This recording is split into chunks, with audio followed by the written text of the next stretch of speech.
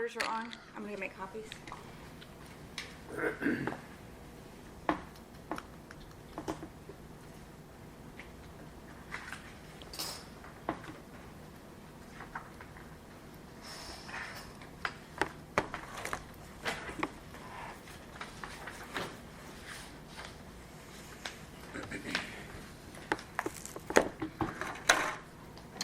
Okay, last meeting unfortunately had to be canceled, end of May. That was my fault, a little illness. So I had emailed out to you a copy of, let's see, gosh, about 15 different articles to finish up where we had everything then presented to you, each of the articles, response. Right, so it's our position, we had a lot of questions in regards to those proposals. Okay. So it was our hope that we could go through them, review them briefly if possible, but at the same time, it takes time. So if you want to start with the financial package or the attachment that you titled remaining, it's really up to you. But She's making copies, if Yeah. it's easier for you to wait until then? yeah, we could wait, that's Okay. fine. Okay, so let me back up. From the notes of 517, there were 1, 2, 3, 4, 5, 6, 7, 8, 9, 10, 11 articles that you folks had indicated you would have for us or respond to us the next session, which is now kind of 2 months in the review mirror. I went to the first of those. First of those was comprehensive drug and alcohol. It's the packet you sent says it's tabled. It says follow city personnel policies and procedures manual. Is that the response? I'm trying to figure out where we are on that. Sure, so last time we talked, your only issue apparently with that particular policy that the city had was the random testing. Right. We could do one of two things, I suppose. We could draft a policy that is similar to the city policy, but take that out, or indicate in the article where we have reference to other articles that we will follow city policy with the exception of the random testing. Okay, but with regard to that language, you don't have that. You haven't provided that to us. No. Okay. This is blank. The file's blank. What the heck? He tried to open it and there's nothing on that file.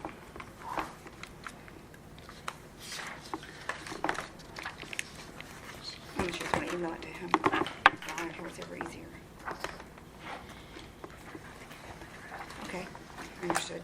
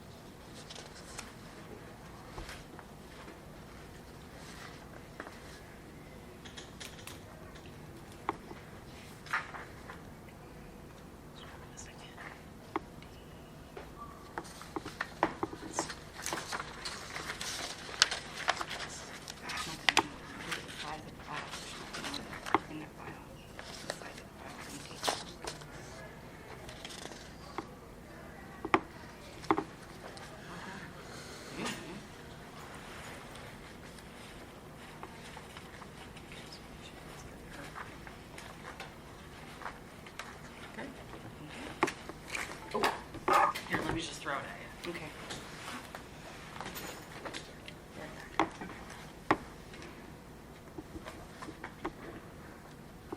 Another one was 13. My notes indicate that on the 17th, you said the city needed to regroup. This had to do with the firefighter paramedic trainees. And what's in the packet, I think, is the proposal that we had provided the city on March.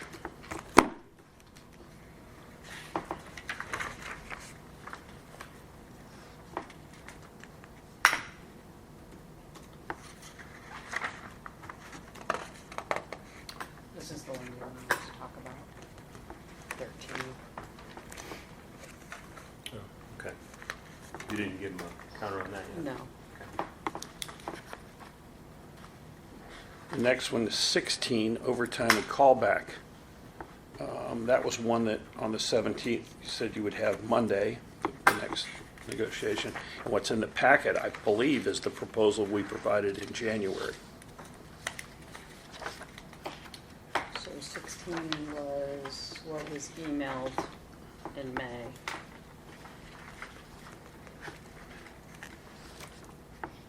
I've got one that was mailed. You talking about 16 overtime? Yeah, callback? yes, yes. Yeah, wasn't that in the packet that was mailed to you on May 23rd? Yeah, and at the top it says 12422 fire union. So is that what, that's what Debbie sent to you in the packet? Mm-hmm. Okay, and then I had emailed out the remaining, Oh, that, Articles. I must not have that then. That's what we're making copies of, right?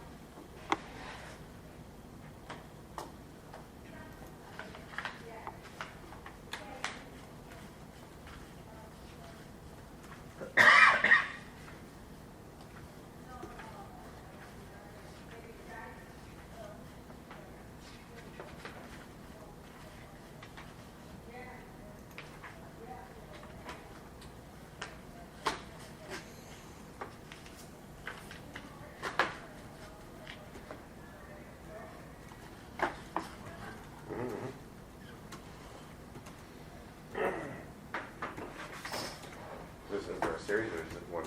Oh, that's cool. That's in Seattle. That's cool. Just in a random park. Huh. What prompted that? It's usually some sort of tragic story of some sort. I think it's from the Great Seattle Fire. I didn't see a plaque for it. Oh, really? That's cool. Okay. Thank you, man.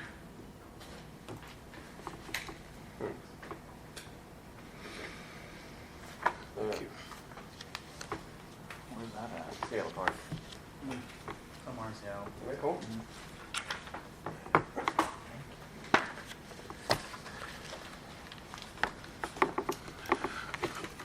Bombs and drug users. Use some- Was it rough? I think Oh, we're yeah, okay. Seattle's like when they were doing all that, Rough. what Was they call you, it? did you bring a copy? Is that your copy? She just gave it to me. Oh, And then I have enough. Oh, Yeah. yeah, John will need one when John will be here, he'll need one. I've got it. and you have Yeah, it. I've got it. I've printed it Here's all. John one. Okay, thanks. That's what they made the old city, right? Isn't that what it's called? Chaz, I think they call it. Oh, yeah, I don't know about that. So this one, the financial, you said that wasn't the one you sent in the email, so just disregard this for now? No, I thought I gave you the copy of this packet. Okay. I thought that's what I had printed out, but it was the other one. Okay, but they're both the same? They're both, yeah. Okay.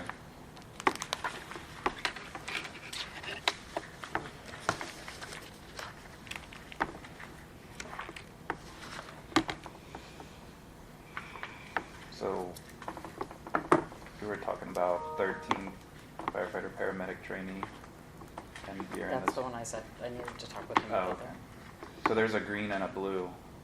I went back and made some amendments based off what y'all were talking about when I had initially presented it, and the changes are the asterisk bullets in blue. So that's just the background. You'll get back to us, I guess.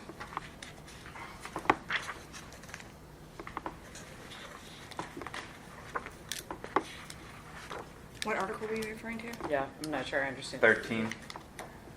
So we had initially proposed the language upon your request, and then you had some other suggestions. We went back and made amendments, and so on that electronic copy, what is asterisk? I think it's Charlie and Delta bullets, is what I added Okay. So I to have the, reach what you wanted okay. to reach. which was 411, but there was a Yeah. date at the bottom. I crossed it out right, 411. I'm sorry, it This was is it. ended up So C and D. being Bravo Charlie Delta B, C. under section 3.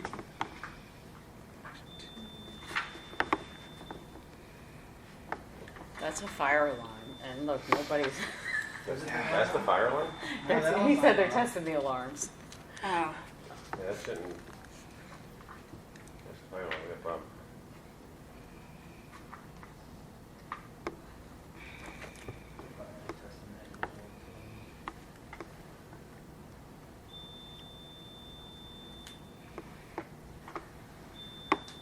The problem's gonna be when they come test this one.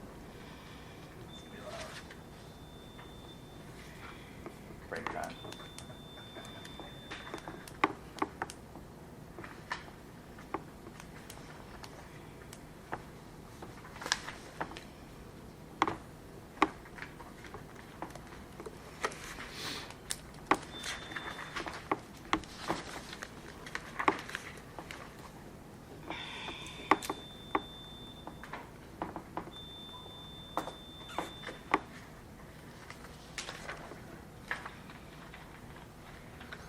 All right, you want to run through the questions you had from these? Sure. Yeah. So we'll start with. Is there any way that we could just go over it? Like, Yeah, that's what we're talking about. Article 6, union business. It was really our intention just to take the union's own dollars and replace the cork board in the station so that we could just remotely update whatever information needed to be updated on our side. Mhm. Y'all inquired about posting city memos and things of that nature on it, which is fine. But now we're getting into a territory that just seems like it's being Can I make a overly motion on that? That might complicated. help resolve this whole thing. okay. This Johnny B and the chief and I, a long time ago, talked about bulletin boards. Mm-hmm. It actually was put in the budget. We got permission to do a trial one this year. So the bulletin boards will already be in place. Our intention would have been to just give y'all permission to have space on that bulletin board to put your union stuff on. As long as it was approved through the fire chief and the union president. yeah, we were just looking to switch from a cork board I know. to a monitor. I know, we talked about this a long time Yeah. ago. Yeah. So all this stuff really, that's up to y'all, but Well, and I had mentioned that, I think at the last meeting, because with your proposal then, I had a conversation with the chief, and he was explaining about kind of an update to what the entire department was using in terms of a notification system. If there was a call, that it would show like the location. that's part of it, yeah. And the way he explained it to me, then what you were asking for would essentially be incorporated in that system. Correct. Don't you think? I think what we're trying to say is I don't do it, does the budget stuff need to be in there, or is it just say that we need access to it? Like, Yeah, yeah, we just, it like goes into like budgeting for it and stuff like that. We're not trying to run the budget or anything. We're just trying to We were get just gonna buy it permission, with union get money. permission to use Monitor. it. Like if we kind of scrap this language and said the union will have access to post meeting notifications, memos, any pertinent documentation through an email to the fire chief with something simple. Like we're not trying to. President of fire chief, yeah. Yeah, we're not trying to make this let's take it up to City Hall to pass it back, and then we'll get it on the screen, and this, that, and the other thing. It's really, from our perspective, we think it's a little overly complicated. So like, I don't know if you know, but like right now, we just have a cork board, and if there's news, that's that. And so we just wanted to take union money, replace the cork board with But if look, we'll save the money. But it's not a big deal. We're just not interested in getting involved in these long-winded processes when really the ultimate goal is just to, I we'll think just keep our the original cork board. proposal was that we were going to fund, the union was going to pay for whatever the board, the electronic replacement of the cork board. Because I'm happy with the cork board. That's right, and if y'all remember, I told y'all that was already in a budget process on our side, and it did get, so far, it's Mhm. passed the budget process. So, Which is a good thing. and we're doing a trial one at Yeah. 61 as soon as we get it up. You talking Yeah. about first arriving? Yes, Yeah, I need more information on that. There's been major questions. okay, well, that's fine, but, yeah. So like to eliminate major Like the questions, total, we like the just wanted total to- cost. well, she's talking on, what's that? I need like the total cost. I know, Oh, you saw the question? Yes. Oh, all right, cool. but I'm here right now, so. So what do you think about that? But you responded, but you didn't answer those. I was just looking to meet the needs of what the chief was talking about and what you guys were asking for. So I wasn't trying to make this more difficult. So if you have something to propose in its place, given the fact We would just that stick with our status quo. Or not status quo, but what our original proposal was.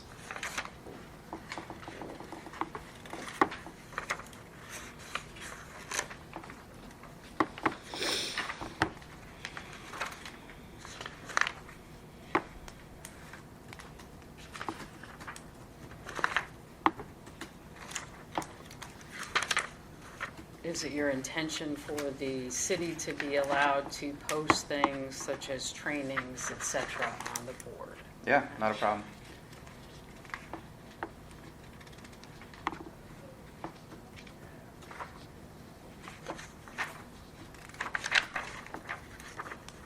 Contrary to what many people want to believe or portray, we are in this together.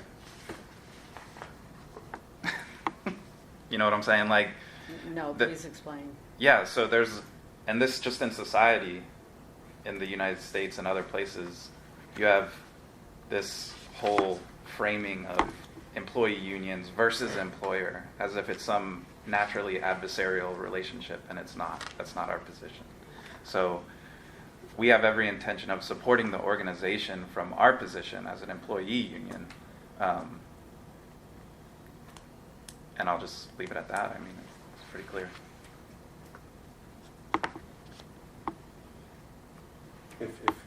If we have a digital bulletin board, do you guys want to place things on it, or would you use the monitor that you have? Like, you don't place things on the bulletin board now. So on our, if you don't mind, Yeah, on our perspective, and this is what we talked to John V about way before negotiations actually started. What the fire chief and myself want to do is put, first priority is put stuff up there for you guys to get out the door faster. It'll have a timer on it. It'll have response times. It'll give A, B, C shift stats that'll flash up on the board. It'll do weather. It'll do all sorts of different things besides what just y'all are talking about. Stuff that the chief would actually be more comfortable with being supplied by the city, by the department side, and giving access to the union to provide whatever you guys want to provide to the union members, as long as it's approved through the president and the fire chief, as a secondary bulletin. So y'all's would be very secondary information versus what would be up there, and they can thumb through the screen or all that stuff. I'm sure y'all. Like I said, I have no clue what it is. do you know more about what his discomfort is? Is it a lack of control? Is it like, because we're gonna have to work with the IT department. Where Like, I don't are- understand what he's uncomfortable with us just replacing a cork board with an electronic monitor. He's not uncomfortable with it. And what I'm trying to tell you is it's already in process on our side of the state. So it's already going to be there by the time this negotiation starts. Mhm. So what are y'all going to buy, another bulletin board? I mean, another electronic database? It's already going to be in place. Probably by the end of this month, as soon as we can get the contract done. The first one's going to be going up at 61. So for me, access is not a big deal, and neither it is for the chief, and from what I know, or the city, to provide access to that bulletin board. How do you even access? I don't know anything about this. Do you, like, so say we have a, I don't know, some sort of charity event or something. How do we get that put on the board? As long as it's approved through the fire chief and your union president, or whoever y'all dictate Yeah. as your approval, which I would assume be the president, Yeah. then it would just it would be filed to, I don't know, whoever's in control of the board, say me, I don't probably, Yeah. and then I would just post it on the board, and it flips through. So if we want to put that charity event on the bulletin board that we have now, and this is Y'all are maybe, 'cause I supposed to don't go know. through a process anyways, and Do we, it's supposed to be initial, do we still do that with the fire chief and you, or no? what? Or like, me being the secretary, just go and be like, boop, on the bulletin board? Well, I don't know, we'd have to work that out. Like right now, currently, Currently? do we have to No, seek fire there's- chief's approval to put no. anything on our bulletin board?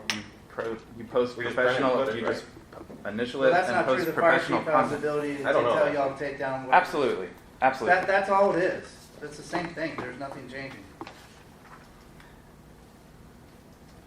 Seems like a mountain made out of a molehill with all this language and even getting in, like, yeah, energy efficient, okay. Of course, we'll buy a green TV or whatever, you know. We'll just stick with the cork board. It's not that big of a deal. So we can either go back to original proposal or status quo. It's fine with me. If you go back to the original proposal, then when we get the bulletin boards up, we'll just internally make it happen. Yeah, Oh, yeah. it's fine. Like, I just don't feel, like, when I was reading this, I just don't feel that we need to make a working group of administrators and union executive boards, and I don't think all that's necessary. It just seemed like too much to me, you know? And like you said, budget planning and all that. So that's where we're at. Yeah, I mean, so say we go back to the court board, and then for once those screens and monitors are up, and we can come to you and say, hey, chief, can we put this on your board? You'll say, okay, right, without having it on a contract?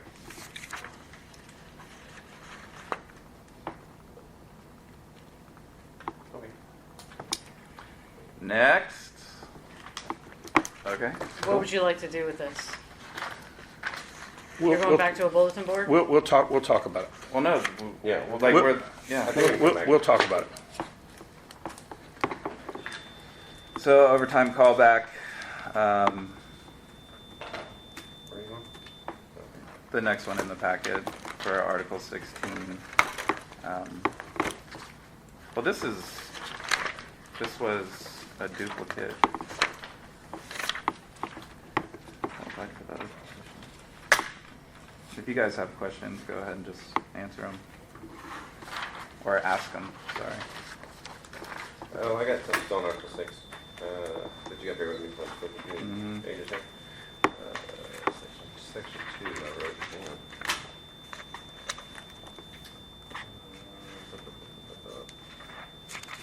Section 2B.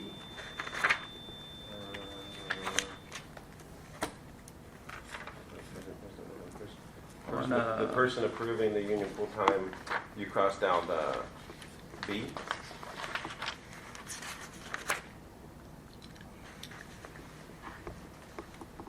You changed it from will be documented to will document. Section 2, Section 2B, Article 6. Article 6. Yeah. Article 6, Section 2B. Mhm.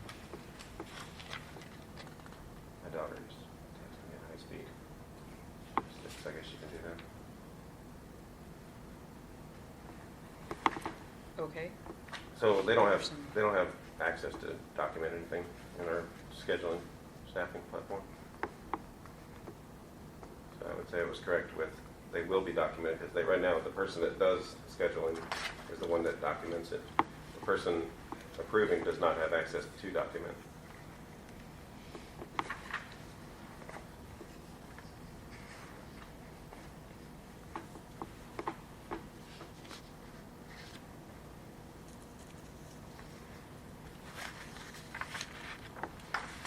Okay.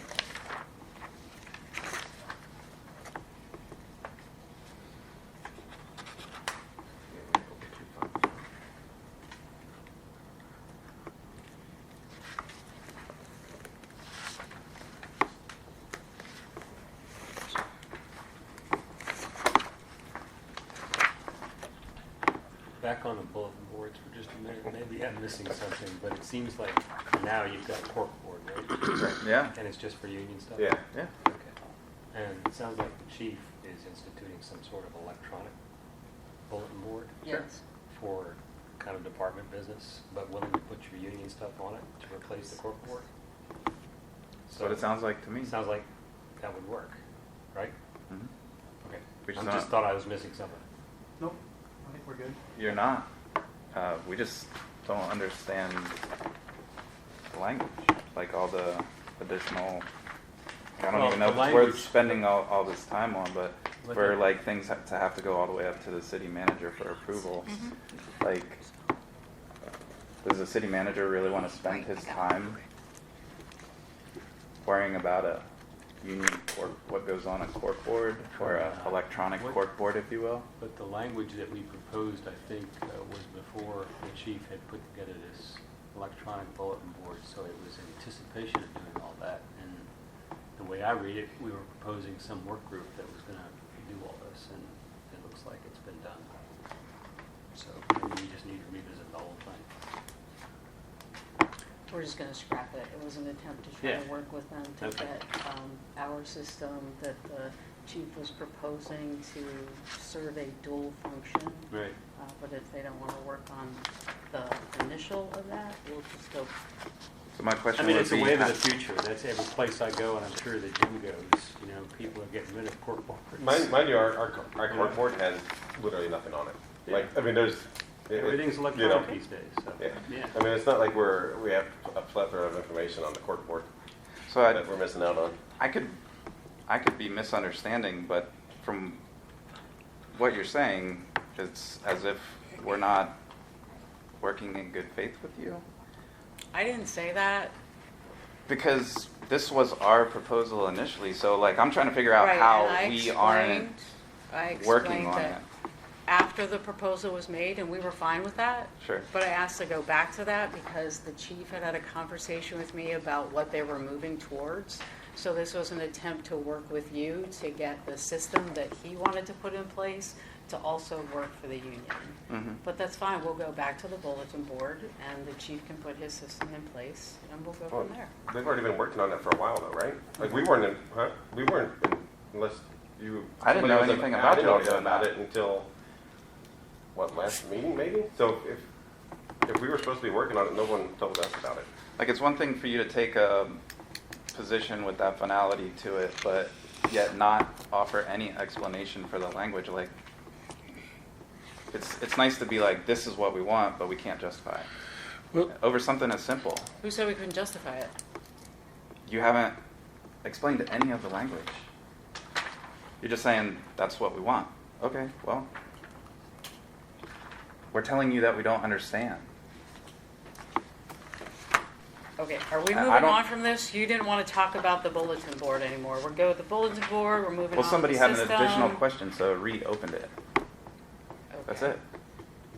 You want me to read it? Do you want to move? It's up to you. It's a board.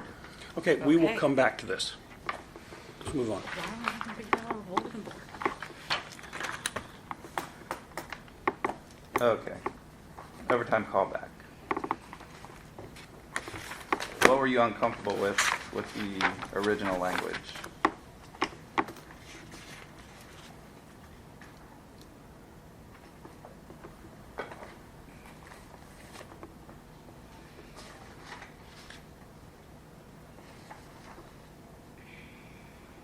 in terms of A and B. No, more with section 2, taking administrative positions and filling overtime. I didn't know if there was an operational issue because this is something that we achieve with the existing language. So I didn't know if there was some sort of operational hurdles that we were trying to resolve. I'm going to have to defer to the deputy. These were some changes that he and the chief had asked for.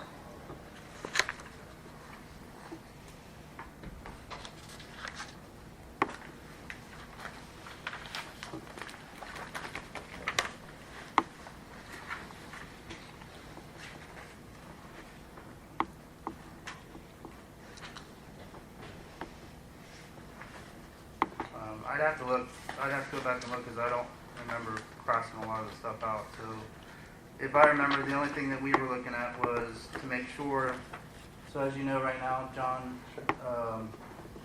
we initially put this into play for short durations of time, and I think that was spelled out somewhere. Yeah, it's in there. It's crossed out.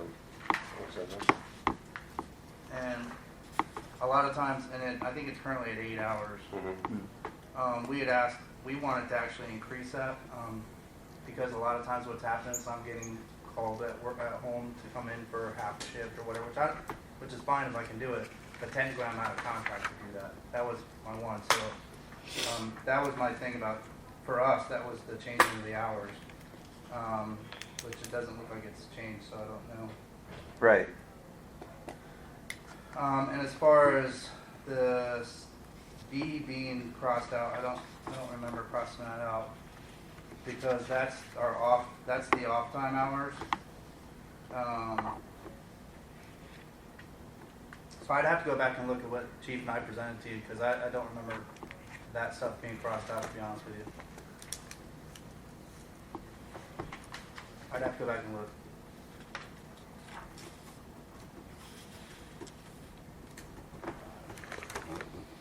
Well, if we look at the electronic copy, it tells you who crossed it out. So.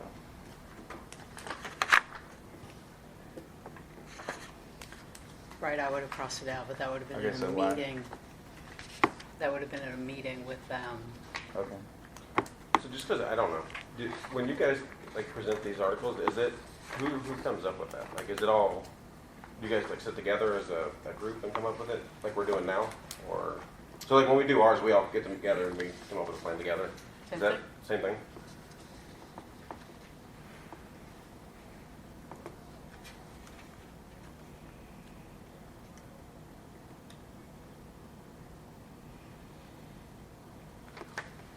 So one of the concerns that we have when it comes down to the lower crossed out sections in section 2B and then the asterisk qualified administrative position, you could effectively hire an administrator from the outside and they could have worked their entire career in a department with training and education that is far less than what we hold our own members to.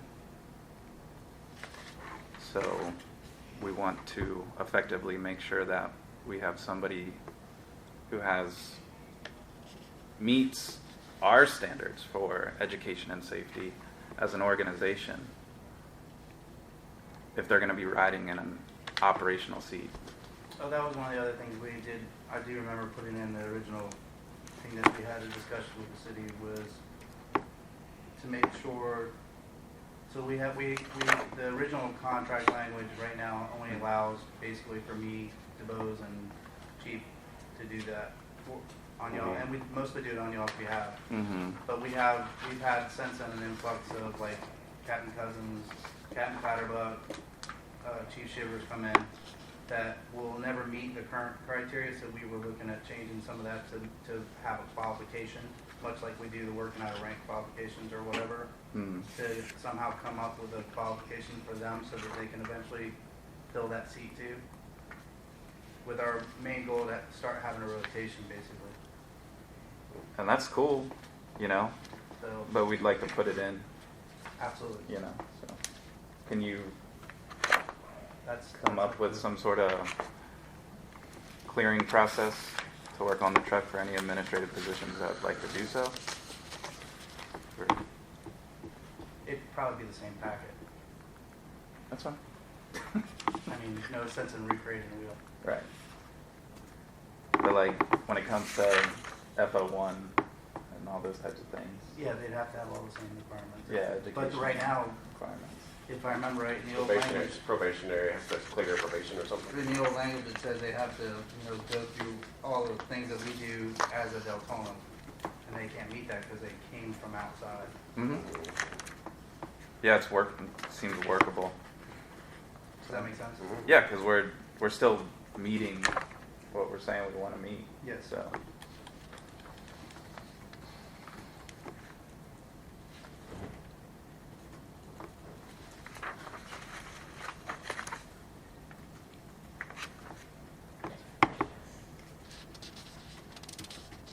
And then for section, I guess it's the new, or section 4, what, I'm confused with shall be made in the inverse order from the seniority list for firefighters and promotion dates for all others.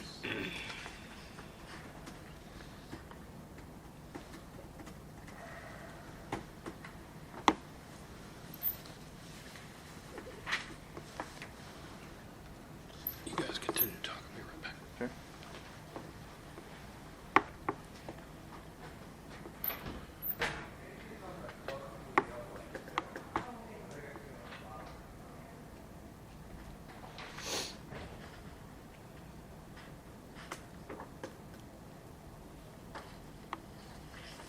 Do you have other wording? Status quo.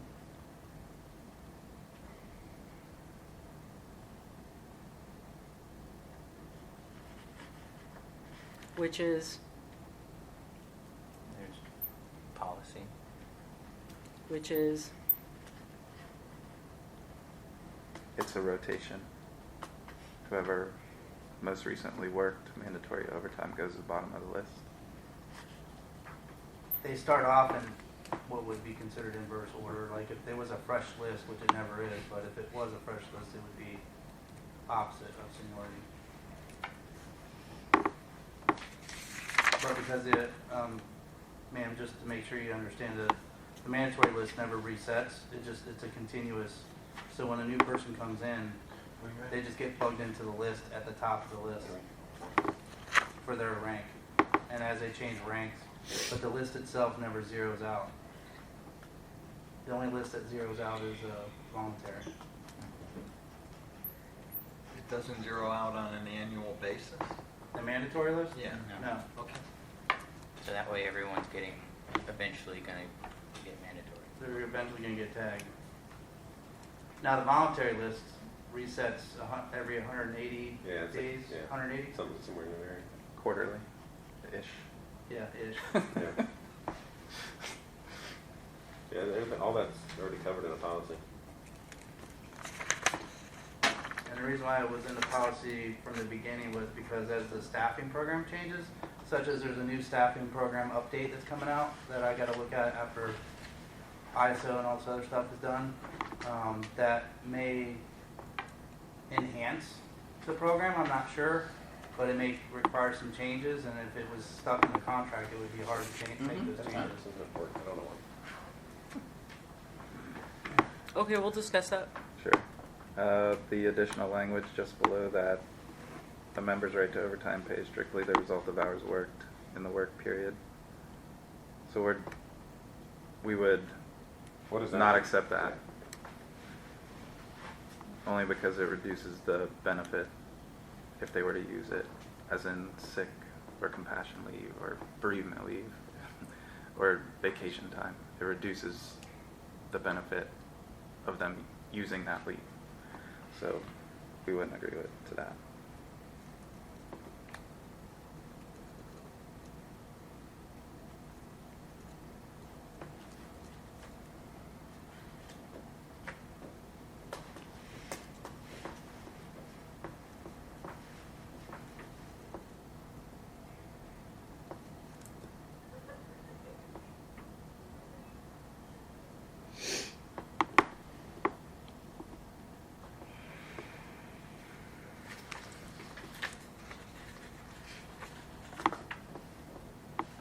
And then, could you kind of help me understand section 6, the underlined sentence for the disciplinary probation members, and them not being able to work mandatory overtime? I got something about that.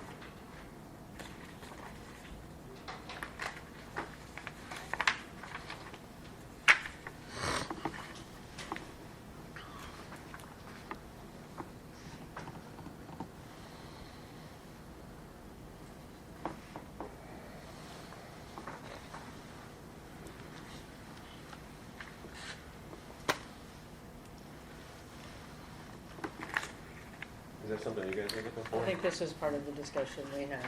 I'll have to ask the There's- chief about it, I don't Dis- remember. Disciplinary probation members currently are not voluntary, Oh, where'd you go? and I think we were looking at the same, kind of a why put them on overtime.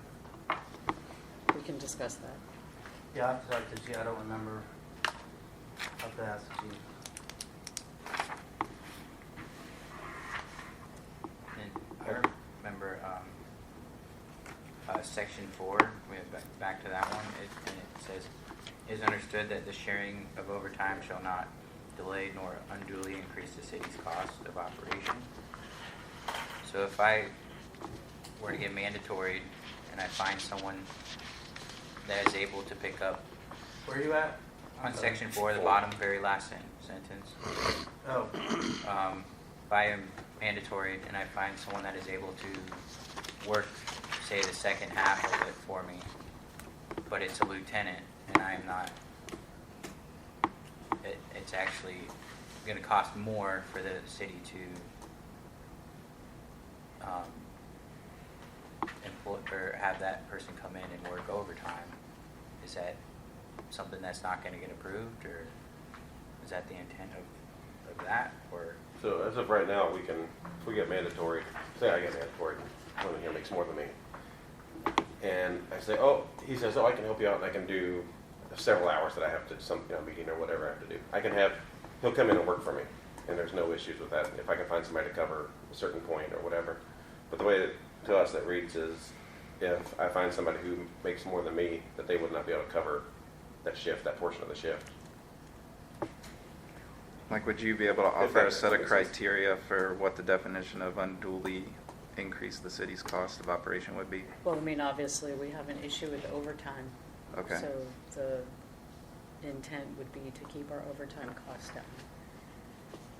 Right, but there's certain circumstances that present themselves, and I just didn't know if you had like specific things in mind. Sure, this is something like a lot of things. We could put together a list, it'd be quite lengthy. Can you give me 3? No. Okay.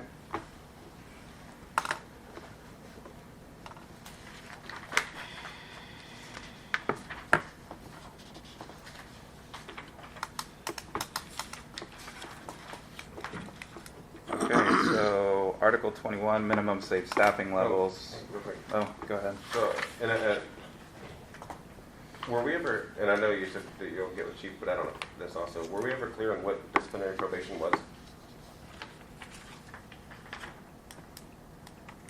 what do you mean? Disciplinary probation? That's in the contract, I mean, in the policies. I don't think disciplinary probation. Yeah, it is. Is it? Yeah, you can be able to pay for it. What is it? I can tell you, I've looked it up and I don't recall. The meeting where we were discussing it, but I couldn't find it. So where this came up is Maybe you weren't here. something that it's for me it's a good problem to have, because the implementation of the disciplinary matrix from my perspective as a supervisor has been one of the best things we've ever done. Well, you have done And the reloaded. straight up, yeah. But where the technicality comes in is, okay, so they have a coaching or write-up, but I understand that it bifurcates what's disciplinary or punitive versus non-punitive. However, that, in a sense, the question was asked, well, aren't they kind of on probation? Because if they get a coaching or a written coaching, that's going to stack and compound with additional errors if they make them.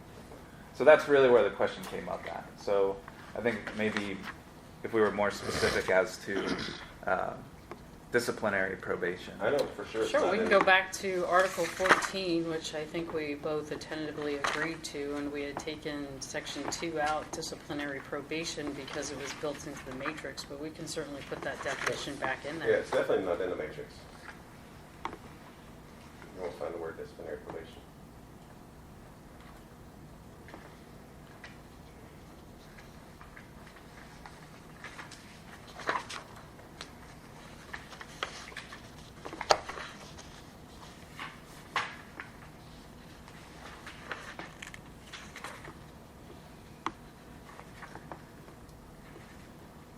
I think Didn't we describe it as like the action plan? So that Yeah, was in the so- policy? so if you They're remember- placed on an action plan? Yes, we talked about, when we talked about the matrix, we talked about that it needs to be, we've already talked openly about Yeah. that it needs to have some adjustments, because that was the, even though it's labeled as the, whatever it is, or the Reloaded. slang for reloaded, but it's Mhm. actually the first one we came out with. yeah. So it needs some adjustment, and what we talked about was, when you get a certain, you may get put on disciplinary, in other words, you may be on 6-month probation, for whatever the case may be, that would be disciplinary. That's an extra add-on on top of the matrix, so, and that's where the disciplinary comes from. So if part of the, discipline was that for 6 months you're unable to do voluntary overtime, I think where the mandatory comes from is, we wouldn't want you to do mandatory either as that rank either. Does that make sense? Okay. So I'm not sure, I have to go back and talk to the chief about it, because I don't, I'm not saying we didn't add it in there, but I don't remember adding it in there for the reason, so I have to talk to the chief about it. Okay. But that would be where my conclusion would probably come. However, it probably wouldn't stop, like, in other words, if you were an engineer and you were on probation from being an engineer for 3 months or whatever, then it probably shouldn't stop you from being a firefighter mandatory, Mhm. but. Right. Okay. We But can I'll have to put it talk back to, in I'll Article have to talk to 14. the chief about it. Huh? We can put it back in Article 14. 14? That's So it what do was. you achieve by doing that? You wanted to define disciplinary probation, right? 14.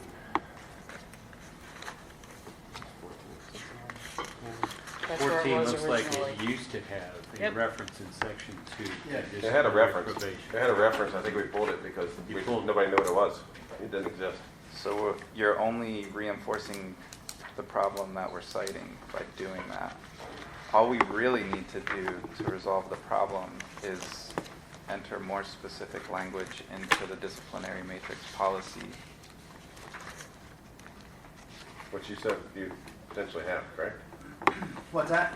You potentially have that language? Let me talk to the chief first about where that sentence came from and why his reasoning is, but if it did come from the chief, that's probably my Okay. guess, is because he wouldn't want somebody who's under any kind of disciplinary probation in For that that certain rank. responsibility. Yes. Yeah. Okay. So, and it may be resolved by putting it back in 14 and putting a further, I don't know, but it would have to be further defined. Well, it's, Either way, wherever we put it, yeah. whether it's in the matrix, it's in the contract, whatever. Put it in a mall. It's fine with me. But, Put them in a mall. but I, excuse me, but I'm gonna have to talk to the chief about it. I don't really Yeah. recall the reasoning. Is that fine? Yeah. So, Article 21, minimum safe staffing level. Could you give us some explanation on why it's entirely struck through? Yeah, I'm going to refer to Wayne on that one.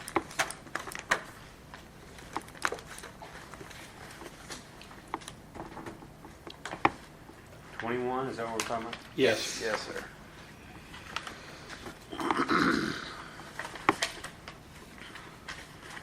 Hold on, let me get to it.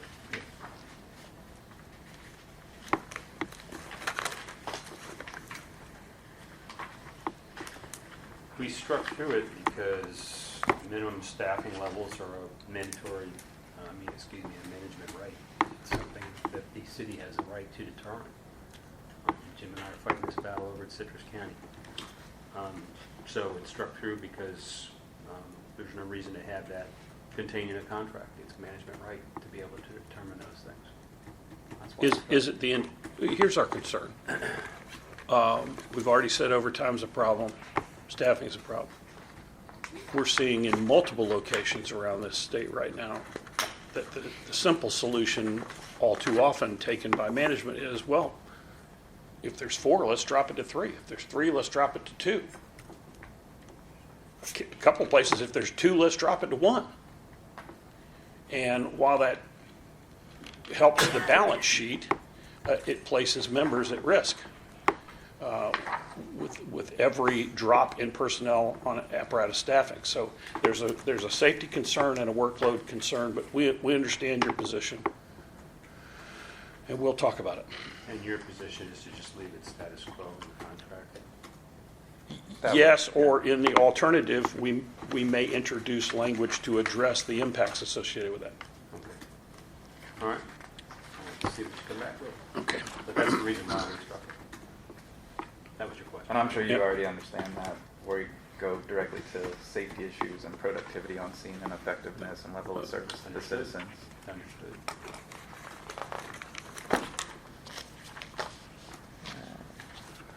Article 23, physical exams. The sections that are referenced in your proposal here, I have not seen a 2022 updated version of NFPA 1582. And I've reviewed NFPA 1582 for 20 years or more. First off, all of the sections here where it says 7.7.2, are those sections out of the NFPA standard that I can find the further definition of that? Yes. Okay. Is the every 3 years under age 40 for blood work, is that part of the standard as well? Yes. Okay. In the standard, and I will get an updated copy of the standard, in the standard, does it tell me what the occupational stress awareness consultation is and who performs it?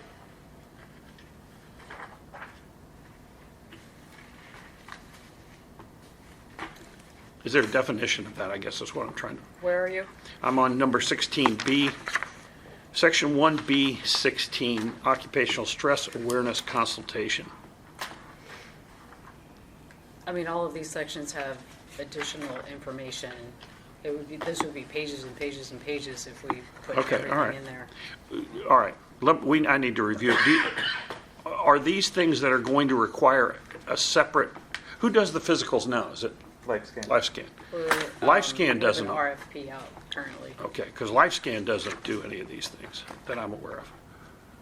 They don't offer an occupational stress awareness consultation. And they have not responded to the RFP. Okay.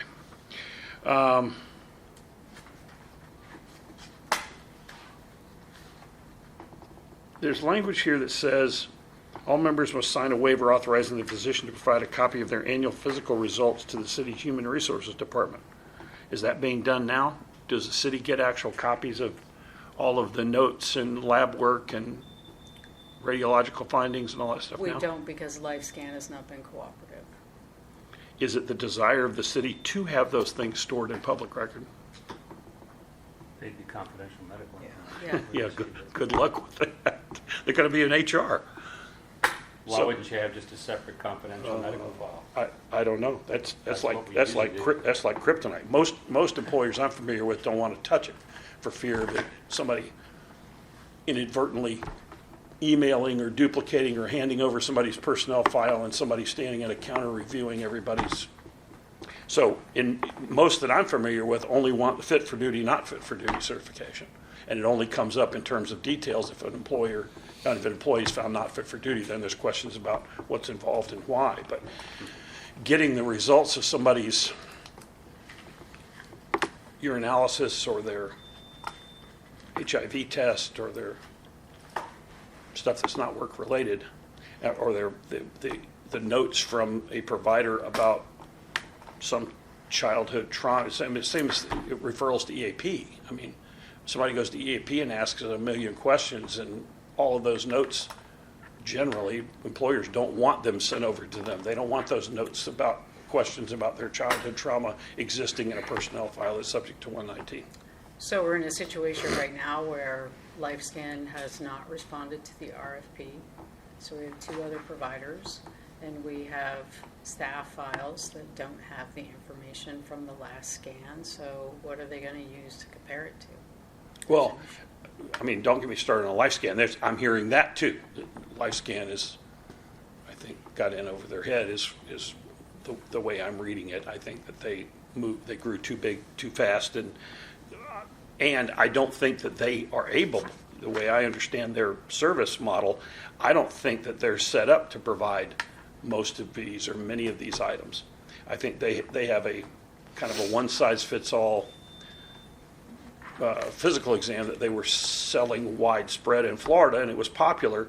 But in many instances, if you were going to try to be NFPA 1582 compliant, many employers were having to add on additional testing with outside providers to supplement the LifeScan to make sure that they were addressing the areas of 1582 they were concerned with.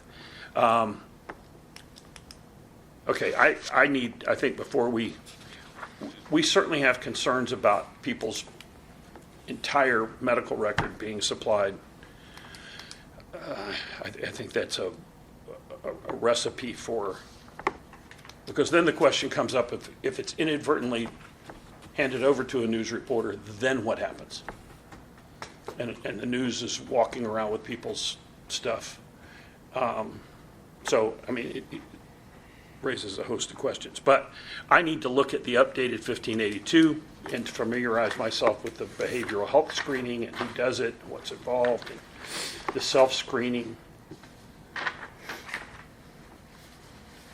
I don't know what to tell you, Jim, other than And we'll we probably, maintain confidential medical records in separate files, so, if it's but historically, those results haven't been provided, it's my understanding. The actual results of someone's notes and the lab results So, and the imaging results. If you don't mind, I can tell you the background of what we used to do. LifeScan used to do three different things when they provided a sheet to the city or the district, or city, because I don't think we had LifeScan over district. To the city, they used to have 3 different categories, and I don't remember the names of the categories, but let's just say one was good to go, right? No problems, check mark, they sign off, that was it.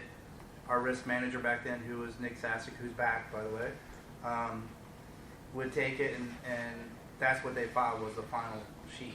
I don't know if he filed anything else. You'd have to ask him. I have no idea if they kept anything besides that. Then there was a B category that said that they have some issues that need to be resolved prior to the next evaluation, and they would write a note of what that issue was. Let's say it's diabetes. Then Nick would sit down with that person, and they would come up with a plan to monitor the diabetes. They would both sign it, or whatever paperwork they would do, and that would go in their files. I don't know about anything else. Then there was you didn't meet any criteria, and they were pulled from the truck immediately, and then they met with Nick back then, and then they evaluated what was going on. What happened is LifeScan then changed to where they don't have 3 categories anymore. They just have basically 2 categories, I think, and they weren't given any of that information to the city, or we would have a very tough time finding out because they would write notes, but no categories. They would write notes on there, and I think that's where the initial LifeScan issue that we were having came up with HR, with Rich initially, and then Pat. Who is the city's occupational physician? Dr. Portnoy. Who is that? Dr. Portnoy. Portnoy. Okay. P-O-R-T-O-L-Y. He does a lot. He does it for the city well in here too. Now, where we're at with those health, I don't know. That HR would know more than me as far as that goes. And you'd have to ask Nick if he kept anything besides those sheets. I have no idea. And this makes reference to the city's return to work fit for duty policy. Do we have a copy of that policy? That's a city policy that has been followed.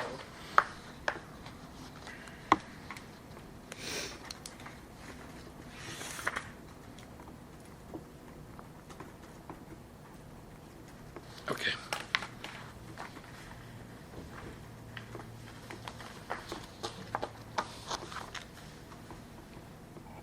'28 light duty.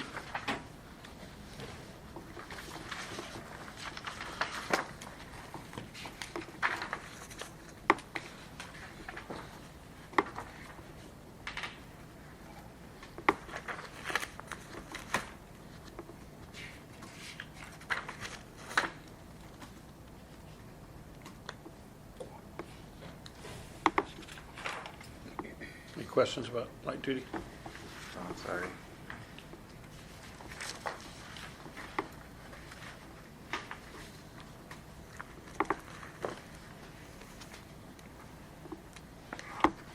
No. Okay. 31, education incentive plan.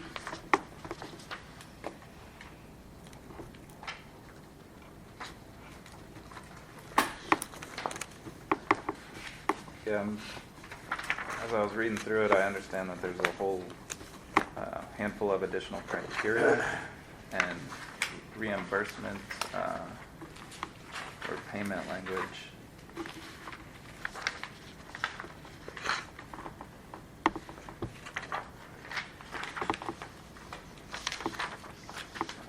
Or that's reimbursement, sorry.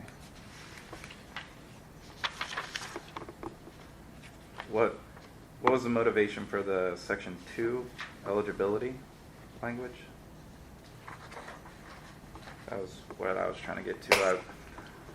Look, we have dealt with administrations in the past that try to manage what degrees people go for and things of that matter. And how we moved past that was we just had an open conversation of where and when, with what specific employees has been an issue with. Because the diversity of our job skill set is pretty vast. So it's like, it's other than a really, really glaring obvious program, it would be tough to not tie it into something in our job skill set. And I'm sure everybody over there's done some coursework, and despite the subject matter, simple reading comprehension and writing is a substantial part of our job with legal documentation and documenting medical records and writing those reports. So just degree work in general, we could make an argument that there's substantial benefit to that. So I wanted to try and have a conversation with y'all about it and see if we can get around it, because I didn't know if we've had people going to get degrees that aren't tied in, like explicitly not tied in whatsoever. Okay, and that was kind of the direction that we were going, that it should be something that contributes to your employment with the city and fire department. Mm-hmm. So that's really the intention. So we're The second paragraph, in line. I mean, the fire chief is the one that's identifying, is this position actually enhancing? I struggle a little bit because things open up for interpretation. Like, whose logic are we talking about when it comes to a logical career path? The fire chief in Right. deciding whether or not the degree that the person is getting is a logical career path within the department? Right.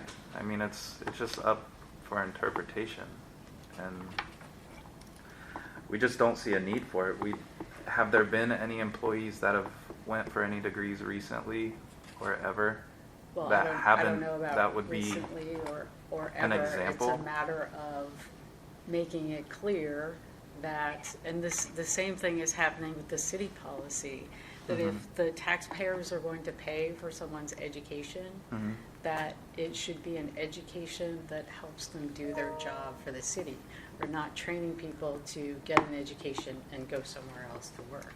Sure, they have that opportunity to do that at any time. Right. But it shouldn't be our goal to say, oh, Debbie, let's just pretend you're not a paralegal.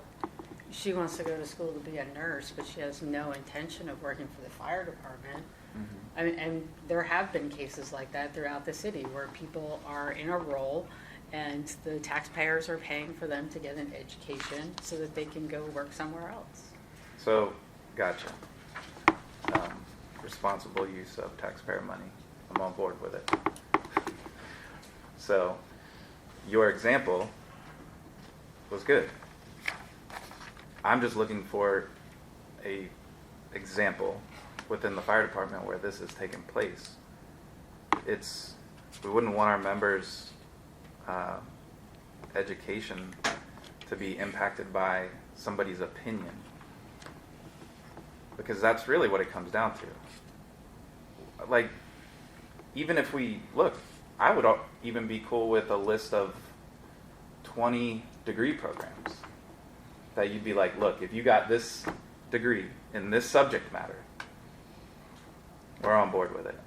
But it's just such a broad set of language. It's hard because it's just So you hard. want to make It'd it be hard to narrow? come up with 5 degree programs that fit a firefighter engineer.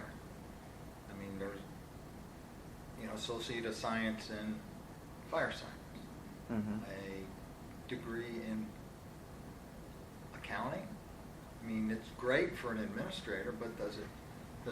So you want 20 classes? What are some classes that, in contracts I've seen, they go ahead and mention Associate of Science in Fire Science, and boom, you get that. Or a related field. There aren't a whole lot of other related fields, so you want to be specific on certain terms. I don't know, doesn't that hamstring you a little bit, as opposed to letting the fire chief, say, hey man, Well, like your I mean, we example felt that with- this was with giving the accounting. leeway instead of putting you I mean, in a strict administrative box positions, and like, saying that's eventually, it. we might eventually want to be Now, if you came to the administrative. fire Yeah. chief and When said, I you want to get go to get a there, degree in basket weaving, I that would hope be that the you would time say that no. becomes I mean, it pertinent. might Yeah, not that's be the classic tourniquet, example. but- Like, Or you're on, you're on yeah, that. thanks. That's the classic example. I agree. Right, like you're saying to the accounting degree, if I eventually wanted to become an administrator, and I feel like an accounting degree with budgeting and everything, like, could be beneficial to the fire department. So I could make a case that my accounting degree would actually be beneficial to the fire department or the city. And I would say that it is once he obtains a certain level within the department, but as an entry-level person. But who determines that? Who? Right, That's yeah. what I'm saying, why are you Yeah. the fire chief? The one that comes up probably more often where this becomes a controversy is nursing degrees. If somebody wants to start pursuing their nursing degree, the concern from the employer is, well, you're going to leave us and go work as an RN, right? But the way we're going in this profession right now, there are a few things that are probably more vital than an advanced medical education, because we keep pushing more and more medical care to the street, and we're asking more and more of the people who are in the back of these units. So, Well, I think you've gone from so accounting is like you have to kind of find a path. Nursing, on the other hand, is, to your point of just being able to do it, if it's a nursing degree and you're in the fire department and you're already working in an ambulance, anything that you learn as you're going through your nursing program is benefiting you on that truck and the people that you're serving. okay, all right, we'll talk about it. We'll talk about it. Yeah, just for past history, this was a topic of negotiations for quite a while, where the city came back and said they didn't want people with basket weaving degrees Correct. working on trucks. There is no basket weaving degree. We limited a lot of things, but it finally drew down, if we want to look back in history, that higher education is higher education. You have a basis of all degrees. And you really can't do what they did in the past, which was, and I believe nursing wasn't on the list, correct, Bush?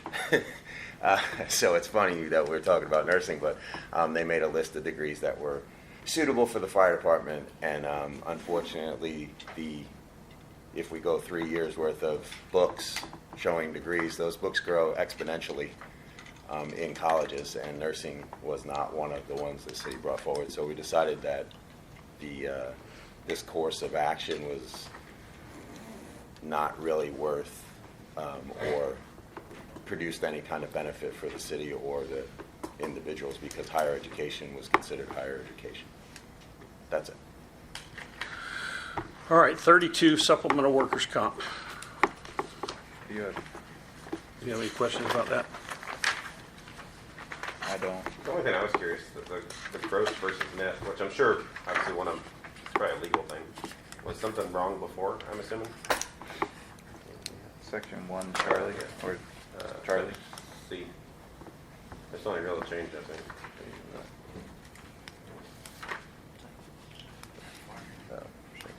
So paying gross, the person is actually taking home more money Yeah. I'm assuming, while being on workers' comp. The portion you get from workers' comp still not taxable? Is that- Correct. Yeah. yeah, I'm sure there's a valid reason, I just don't know. And that's That's why, fine. because the portion that you're getting from workers' comp is not taxed. The difference is, so you actually end up essentially paying a lower tax rate. Does that make sense? Kind of, yeah. That's why you end up. Tracking. So the person actually takes home, there we go. That's a real one. Fire alarm. That's a real one. Takes home more money while on workers' comp.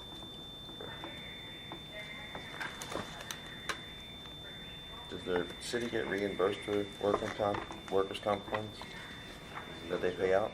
Don't they get paid it? The city is essentially a pass-through from the insurance company. supposed to So do if something like it's that? $1,000 of workers' Assuming it's comp, real. the city receives a Well, check yeah, from the they insurance verify company it. for They're testing. $1,000. Testing. What? Yeah, Yeah, but they it's said a that's- There's a guy right there. The city supplements for the difference. Wigginton.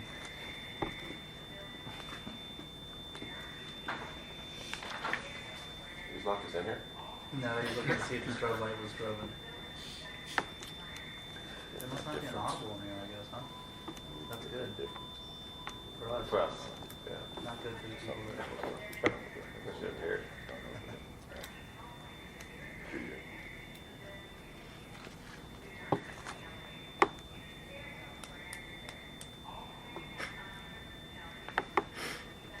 Apparently you guys have been through this once already?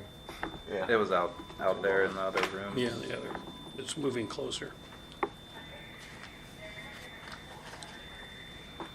All right, any questions about 33, compensation and separation? I mean, I get the point. Can you just go over the changes if you, we just go over everything? Maybe? Rather than doing a Q&A.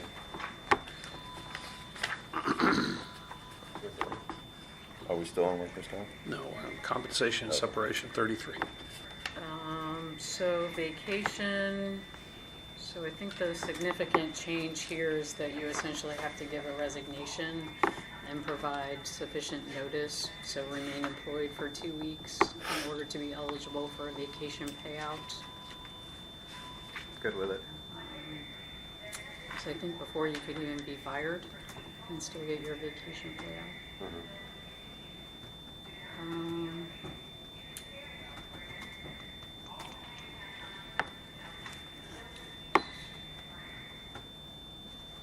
We're looking at caps for vacation leave. That's where the 600 comes from.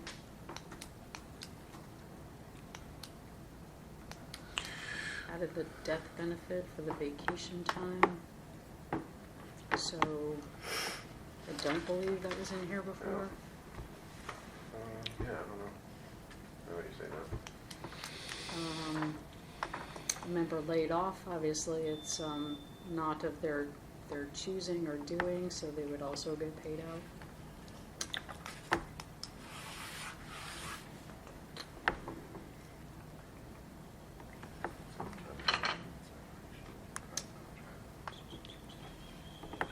Those are big things And we'll get to it when we get to the sick article too, but I noticed the cap is mentioned here, and sick, capping, is there currently a cap on sick leave? How much sick leave someone can accrue? There's not. All right, so one of the concerns we have is that somebody gets in an automobile accident off duty, who's been prudent with their time and wants to bank time to protect themselves in case they get in an automobile accident off duty, and they break a femur or have serious surgery and need to be out for 6 months or 9 months before they're going to be well enough and fit enough to return to work as a firefighter. This limits them in terms of sick leave to 700 hours. And then, what do we do in the gap then? Is there a citywide disability income policy? And if so, what does it pay?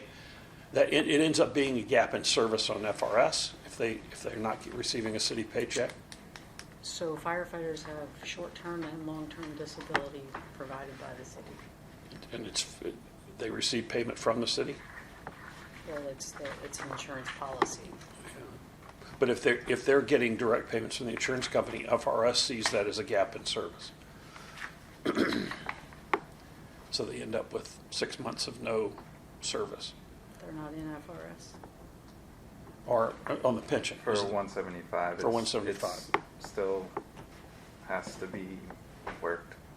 Basically, it's not included. It's not going to, either one. I mean, but both pensions treated the same way. Those outside payments don't count as credible service because they're not receiving any portion from the city.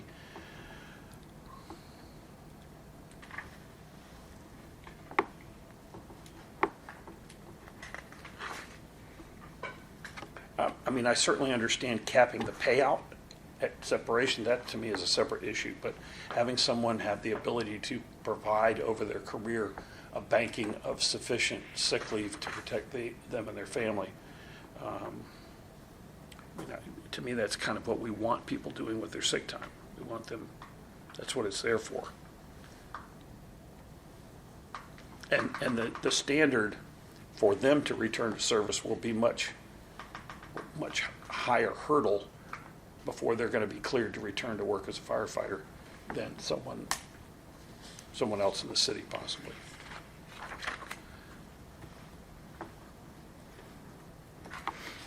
So can we touch base on the current contract? It says section 4, compensation and separation. An employee who's employed with the city is terminated to include the employee being fired, dismissed from the city for any reason other than retirement, death, layoff, or resignation with proper 2 weeks notice shall have no right to cash in acquired sick leave. Under such circumstance, required sick leave is forfeited and the employee shall have no claim to payment for accrued sick leave. So, yeah, it's in another article. So I don't know who's getting paid out for sick leave that got fired. Well, no, that was under vacation. under vacation. Well, yeah, vacation is time you accrue as city employees. If they get terminated and they have vacation, are they provided their vacation bank? What's that in city policy? Which one? The vacation policy? In your vacation policy? You guys wouldn't have a copy of that, would you? Not on there. Okay. I'd love to get it. I'd use that here from the city. Thank you. So you're saying the sick leave, you don't want a cap, but you'll put a cap on the payout? I think the payout is one thing. I understand putting a cap on in terms of the liability. I understand how GASB treats that for the city, and I understand it's seen as an unfunded liability on all that. But in terms of having it available, banked by the employee over career for their own use, I mean, If I did 20 years here and I have a bunch of sick time and I've been coming to work every day and I get cancer and I'm off for a year, I mean, I've given my 20 years of my life to this. I would hope that I could use my sick time. You know, the city just recognized the firefighter of the year. One of the biggest things on the thing was that he hadn't used sick leave in, what was it? Almost his career. It was highlighted, so I guess. I don't know. To me, that's the concern is how long it may take someone, cancer's another good example, to be cleared to return to work as a firefighter from off-duty injury or illness. And having either little or no income during that time, or having a gap in your pension service credit while you're getting back. But So it's, you want us to consider a cap for a payout, but no cap for, you know, maybe you're asking- maybe it could be that after a certain point, those hours roll into other places. I know that maintain what they call a B bank, and the B bank is for that person, it's their own, that person's usage. After, in other words, the B bank kicks in after the third consecutive day of illness or injury, so for long-term injury or illness, and they reduce their B bank, but they can't be paid for the B bank. They can continue to add to it so they can build up to 700, and then anything after 700 they build up rolls to their B bank. So they're not going to get paid more than what that max cap at separation, but if they're out, they need to be out for 6 or 9 months. They have a B bank that they have been able to build themselves by prudent use of their sick leave through their career. They don't lose it for their own benefit. But it's not paid out. It's not paid out. The B bank is not paid out. When Chris and those guys came over from our side to administration, that's basically what they did. They moved theirs to a bank. Everybody would have done differently, but I think Chief DeBose has a frozen Yeah, account. they moved it to a I can't frozen speak for anybody else, account. but I think he's Yeah. got a frozen account. Okay. Oh, no, I remember us talking about that in the negotiation. All right, Article 35, performance evaluation. Any questions on this? Is this, we had a few. 'cause I didn't see the language in it, but I know we had a conversation about it on the city's write-up form, disciplinary write-up form. It mentions with an asterisk a personal improvement plan. And I know we had that conversation previously. Is that to be included in what we're discussing here, or is this a non-punitive type of situation? well, I mean, a PIP can happen at any time. I mean, agree. yeah, it could be a result of an annual evaluation, but it could happen anytime. So I'm in agreement with you. I just I want to make sure that, you know, I agree. It's a discipline thing, I so, agree with it, but as far as within our organization, a PIP is, as it's understood, is something that gets instituted upon somebody making a mistake or Probably, disciplinary action, essentially, right? So, I mean, I would like to propose something in addition to this. as part of this policy, part of this article, or? No, to what's in Okay. existence here, what your proposal was. Okay. For section 1, just to verify, like, hey, the spirit of the language is, look, if we think, despite a write-up or a coaching session, you know, we could get into a personal improvement plan. I mean, is that essentially, and I'm asking you, is that what you're going after here, is a PIP, or is it something different than a PIP? I mean, like I said, a PIP could be any time. It could be the result of an annual evaluation, though. Don't ask me the name, I don't remember, but I saw an evaluation that the person should have been on a PIP. The evaluation was that bad. Sure. There should have been a PIP. An evaluation, I mean, we have the ability to do an evaluation whenever we want. So I guess, Are we discussing a PIP, an evaluation from the fire department that you feel like the person should have been put on a PIP? It doesn't matter. No, I'm asking because there's two. Yeah, it really does, because the city uses PIPs and the fire department uses more different approach than a PIP. We haven't really endeavored into the city's form of a personal improvement plan, because the city reduces pay. There's a lot of things that it doesn't. You don't. the last time I looked at your the PIP plan, if somebody was on a PIP plan, the max raise they could get was 2%. So maybe you changed it. I'm not sure. I don't remember that. I've seen policies like that, like there's a cap, but if the person is successful, then that could be Right. If they're on a changed. PIP, they get their pay reduced. Did I say something? You get your pay That reduced, there's- or you just don't? You not can't eligible? get Not more than a eligible for 2% raise. So if the city was given a 4% raise at the time or a 3%, the max Oh. you could get was 2 on a PIP. They don't get their pay reduced, they just don't have the Right. ability to get a Well, future. I apologize. Yes. Okay. The pay raise is limited to 2%. So typically what we do, they're two separate things. The form the city uses or the idea of a PIP that they have outlined is not something that we have, I don't think we've ever initiated in the fire service, because there's more of a training process where the person gets coaching sessions, the person can be put on extended probation or disciplinary probation and then meet some requirements to get off that. So there's two different pathways. So talking about a PIP and people in the fire service, if they read an evaluation,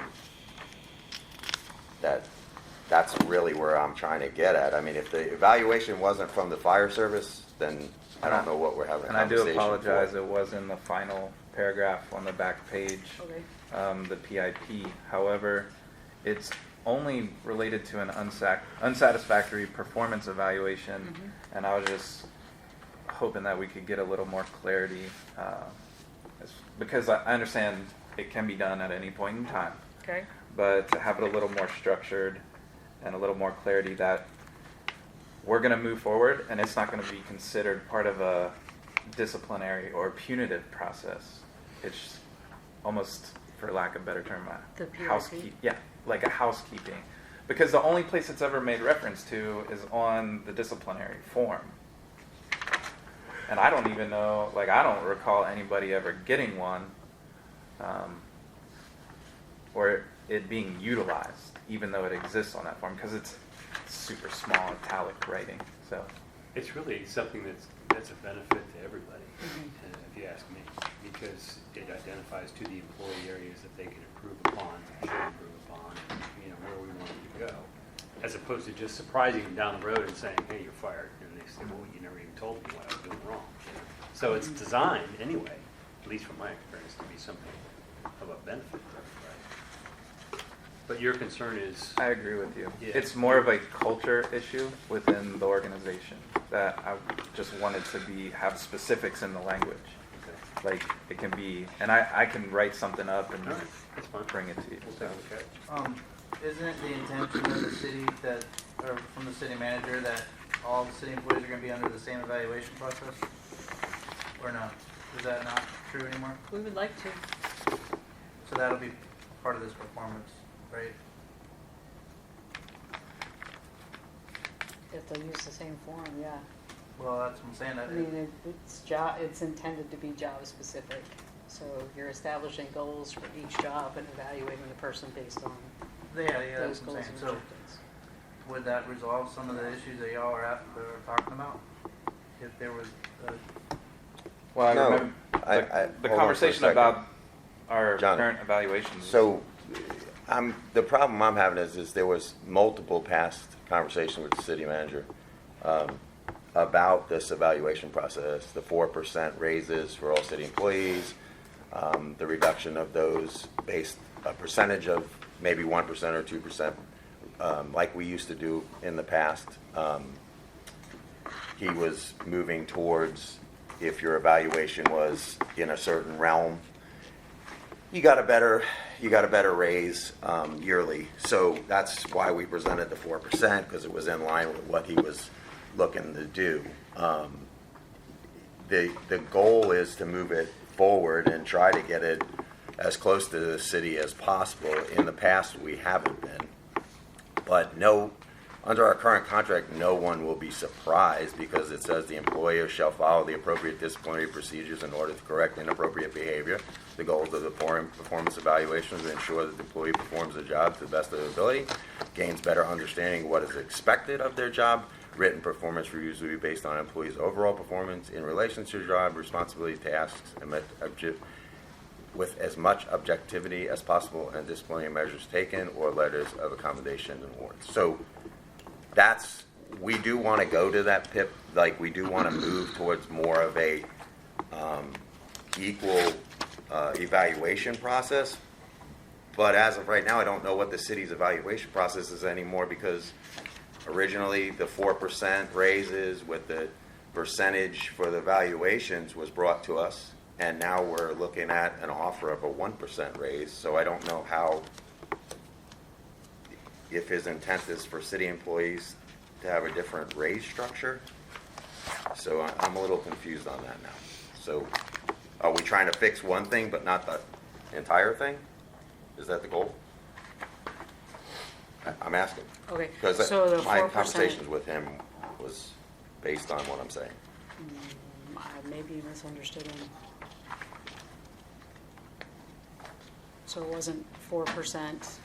The system that he has been discussing has been you essentially start with 3% and your actual increase. So it would be by department, because each person is getting evaluated based on their individual. So it's by department. You would take, this is the dollar value of salaries for that department, increase it 3%. And then based on evaluations, everybody essentially gets a portion of that pool. So if you're doing your job well, you actually have the potential to do more than 3%. If you're not Right. pulling your weight, then you're down to 1%. Like I said, more than 3%, close to 4%. So no, I didn't misunderstand him at all. And how would that fit into the 1% offer you offered us? We didn't offer you 1%. 2% with 1% going to our pension, so a 1% raise. Where would we fit into that? If the goal is 3%. Do you want the same structure for No, the wages city for approached the me and fire said they wanted department? the same structure, and you just said you wanted to make it equally with the same forms. But if we're gonna change wages, are we not? I don't know who you're talking to. I thought we were negotiating here at the table, so I'm not sure who you're talking to. Who told you there was going to be a different pay structure? Do you No, want to you just move offered, what to was the your same? offer for pay to us? What was your offer pay? I'm asking. It's 2%. 2%, 1% going to our pension, right? Okay. So we're getting a 1% raise. Okay. How What are are you you asking, gonna though? match Are the you asking 3% to- evaluation process that you just outlined for the city to make it uniform? Or is the concern, not the concern is to all of us using the same form? You see what I mean? Well, I'm not sure what you're asking. Are you asking Okay, for the well- same benefits as all the other employees when it comes to pension and wages? No, you're just, I think we could tie you're it just we could misunderstanding tie what it I say. together. It's fine. The form, I think that's being referenced is the evaluation form, Just the form. is what we're talking That's about. what we were talking about, the form itself. Right, so if we're using gonna the same be form. using that same evaluation, and it's the intent of the city, and it was the city manager who made the statement of going 3 with an incentive of +1 based on satisfactory or above. So it is 4. It's hard for us to understand how, if that's the direction you want to go, why was the proposal effectively 1% with the pension contribution going up by 1% and only getting 2? And So how do you use the same form with different numbers? In other words, if that The form is- the form is equates the to. form, but the form itself The then. building is the building and the windows Well, are the windows, I guess. so you're saying that based on, that the additional 1% was based on It was a meets hypothetical. satisfaction or whatever? It depends on how the person performs, and then it is compared to everyone in that department. Okay, let's make this All right, simple. well, How wait, are you wait, gonna make exceptional 3% employee. fit into Stop. 1%? You have an exceptional employee, they could get more than the person who, The 1% Needs more? improvement. Or are you saying it's given to the department as a pool and they spend it's it? full. Okay. I can tell you, that's the fish and hunt club. You're given a pool of money and saying, hand it out. Some people can get 6, they can get 9, some people can get 1, some people get 0. Past history that That's- we presented was that- that the, Based on Supervisors someone's, would in other get words, now it's 4. not the form. It's based We're on. not proposing that for the fire department. so it is gonna be different. So why would we use the Well, same I just asked tip? you and you said, yeah, it's a pool of money. You asked me about the concept, was my understanding of what you were asking. Okay. This is not what's being proposed for the fire department. That's Okay. why I'm asking. If we're wanting to know how all of the other employees and how the evaluation is working and how that ties into increases, that's how that concept works. That's why I'm asking, do you want to use the same No, concept for the The fire department? question was that if the city managers indicated that the goal is a 3% minimum with a possibility of 1 additional percent based on performance. That is not what he has offered. Okay, all right, then we have a miscommunication. Okay, let's move on to 39, vacation. You're going to provide language for a PIP? Yeah, and just to be clear, what about a structure for the PIP? Or do you want, I mean, I'd imagine that. Let's talk yeah. about this at a break. All right.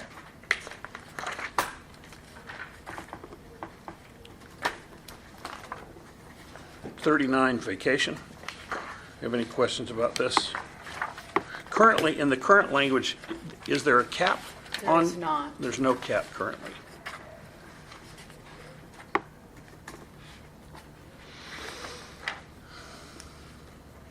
So I understand that we have the ability to convert vacation pay if we're injured off duty, to use it as sick time and still bring home a paycheck. For instance, like some people have been involved in car accidents, broke both their legs, and they were out for much longer than what's capped. You mean if you're using FMLA? Or you use your sick time first and then your vacation? Is that what you're referring to? Mhm. Okay. So, cap, no cap, I don't see that number at 600 being satisfactory.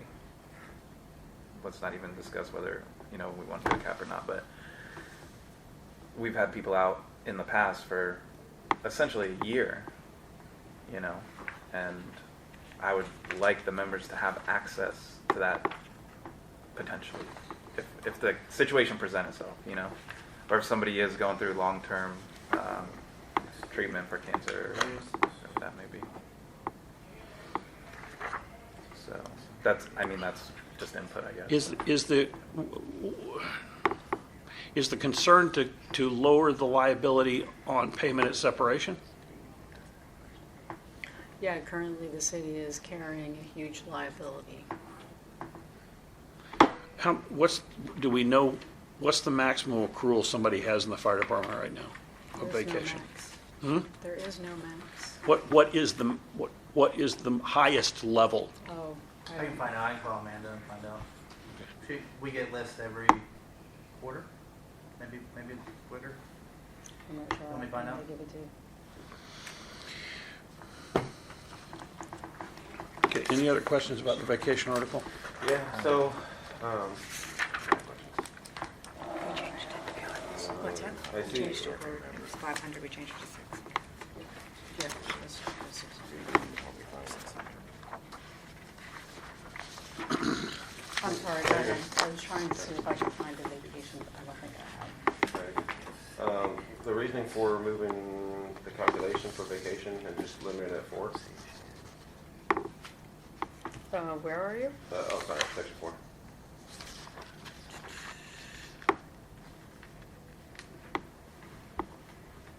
And then it says you can have only 4 people off, so the calculation's removed. Switch to only 4 people off, but then it says, and only 4 members holding lead medic incentive. I think that was a discussion that we had. He's doing something else.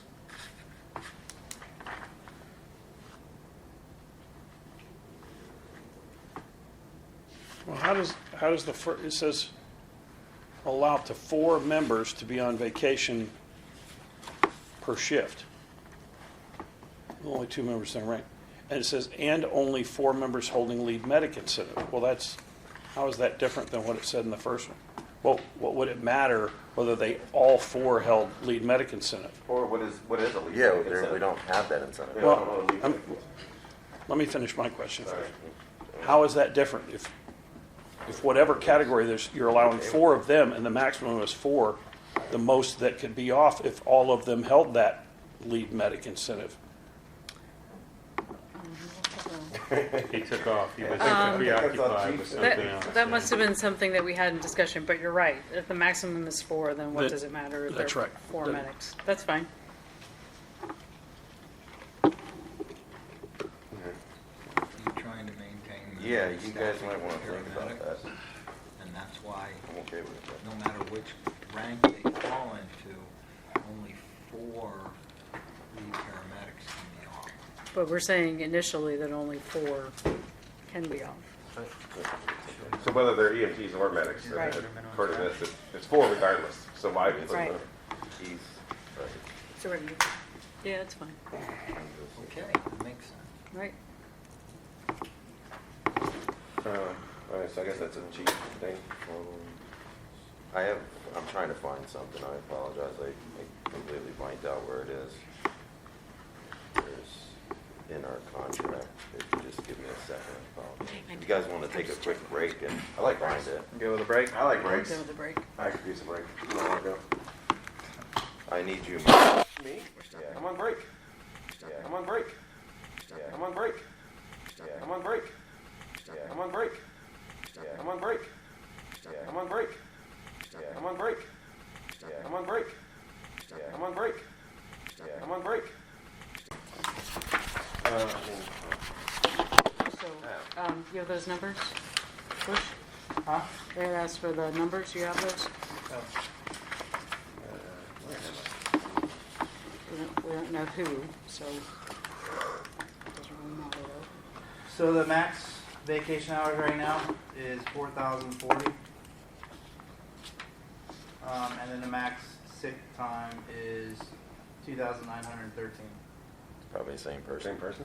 I don't know, I didn't That ask. got for- the I didn't firefighter ask of the for year names. for that, for saving it. Okay. Article 40, sick leave. Oh, wait a minute. There was one other thing. What else has problem? Wi-Fi? Your minutes is due to buyback policy. Wi-Fi's good? What's your service? Um, AT&T? Yeah. AT&T? Well, that Wi-Fi in the center is not working for me. I'm hotspot. Yeah, I don't know how it coincides. Can we go back for a moment to Article 31, Educational Incentive Plan? There's just a language thing. I think it's a typo. Under incentive pay on the back page, it says employees who complete 32 semester hours of credit towards an associate or bachelor's degree shall receive 10 cents per hour. And then it says, provided, however, that the member. I don't know what that, I think that was just language left in from something, or.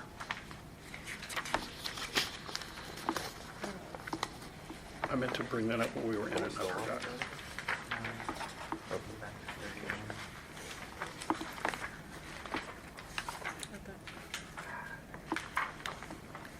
And can we go back to vacation? Just a quick question. Section 9 of vacation, if that's okay. What article is that? 39. Thank you. So on section 9, it appears that you guys want to reduce the buyback or sellback opportunity for the employees to sell back these banks of time. Is that because if the concern is the unfunded liability, wouldn't, the reason reason this was put in here was to reduce that unfunded liability that everybody was worried about and create an avenue for the city to reduce that unfunded liability. So if you reduce the buyback, Well, this is in conjunction to putting the cap on the vacation.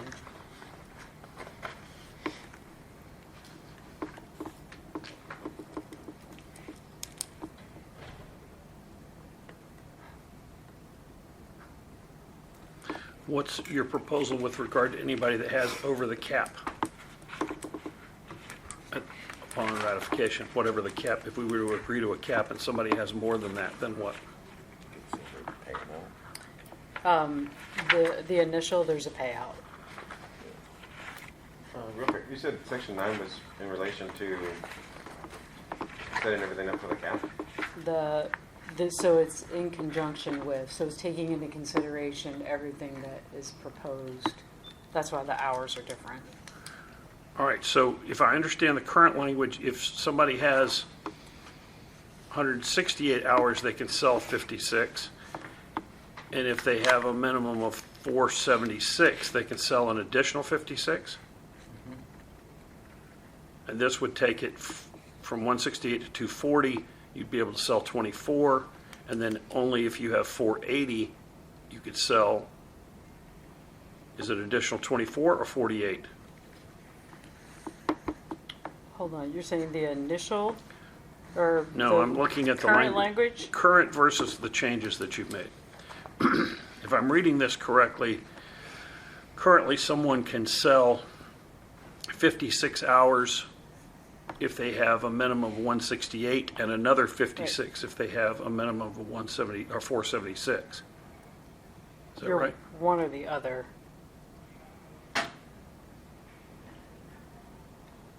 Well, how is that different?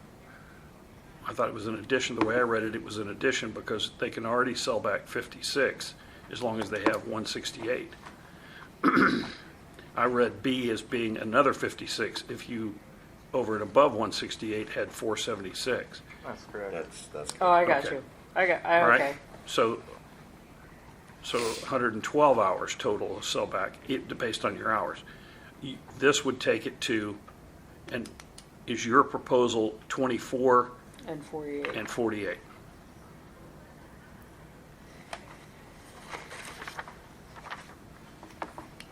And 240 and 480, as opposed to 168 and 476, right? Hey, Johnny V, Yes. and while we're on vacation for me, and if Stacy's okay with it, can we go back to section 8A? Absolutely. Let me take that out, since it's never gonna happen with cruise zones. Here. 8? 8A, section 8A, Oh, I'm sorry. the one with the 2 days in between where you can't take voluntary, and that depends on human person to do that, because cruise sense does not do that. Are you okay It with was, it? yeah, because it was an attempt to reduce the Yeah, it was. people way So we off can't do it. between us, and unfortunately, the new program cannot do it. Correct. What if the program changes? What's that? What if the program changes? We can address it then, but I don't think it's gonna change anytime in the near future. God, I hope not. It's not, so just to give you a history of it, the history of it is Chief Snyder wanted them to take vacation when they take vacation. That was the purpose of it. He didn't want them to come back involuntary, but we're having issues with it because it takes a human to notify, to recognize that they can't take overtime and override the computer basically, and it's causing issues. Yeah, nobody even considered the pandemic and the fact that we went from 48 hours straight being able to work to 60. So we were working 60s with 12 off and 60s because we had so many exposures. So it kind of, when you had people on vacation and we had 7 people go out in one day for COVID, we were like, please God, can you please come back to work? You know, it kind of got silly. And I know Chief Snyder's okay with it. So we kind of let it, we kind of all agreed that the crisis took precedent. This one. Good, not good, but 8A. I'm good with it. If Mark it out. Stacy's good with it. I don't know. What is it, 8A? 8A.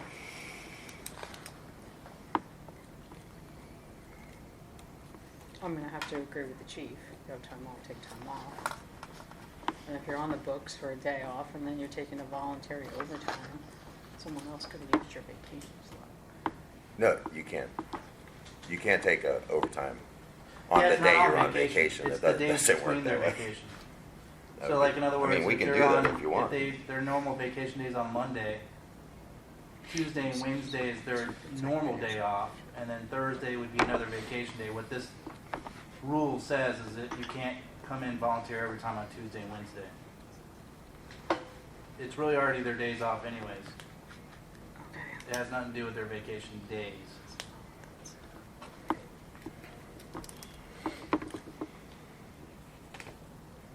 Okay. Do you want to, I don't know.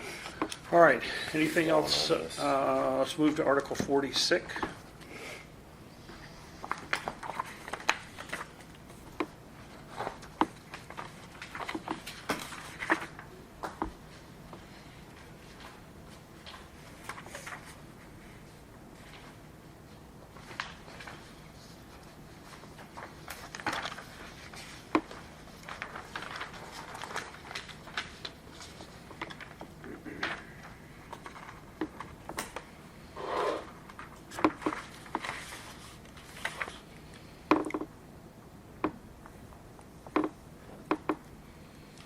Just because there's a lot, could you go through the changes and give us maybe the reasoning or help us understand what's going on here?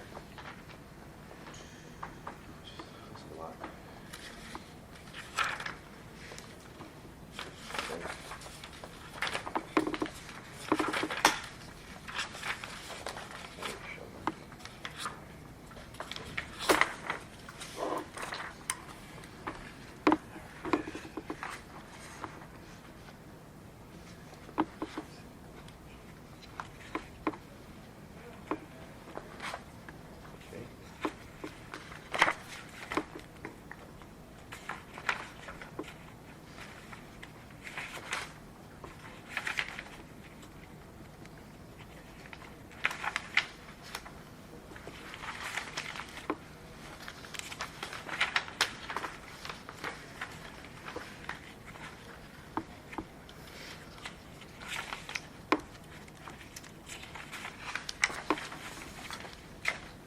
As of right now, what are the leaves the city has for city employees?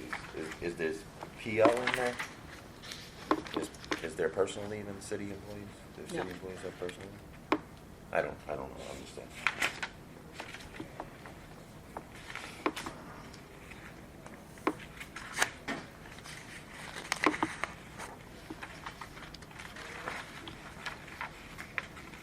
For the section 4,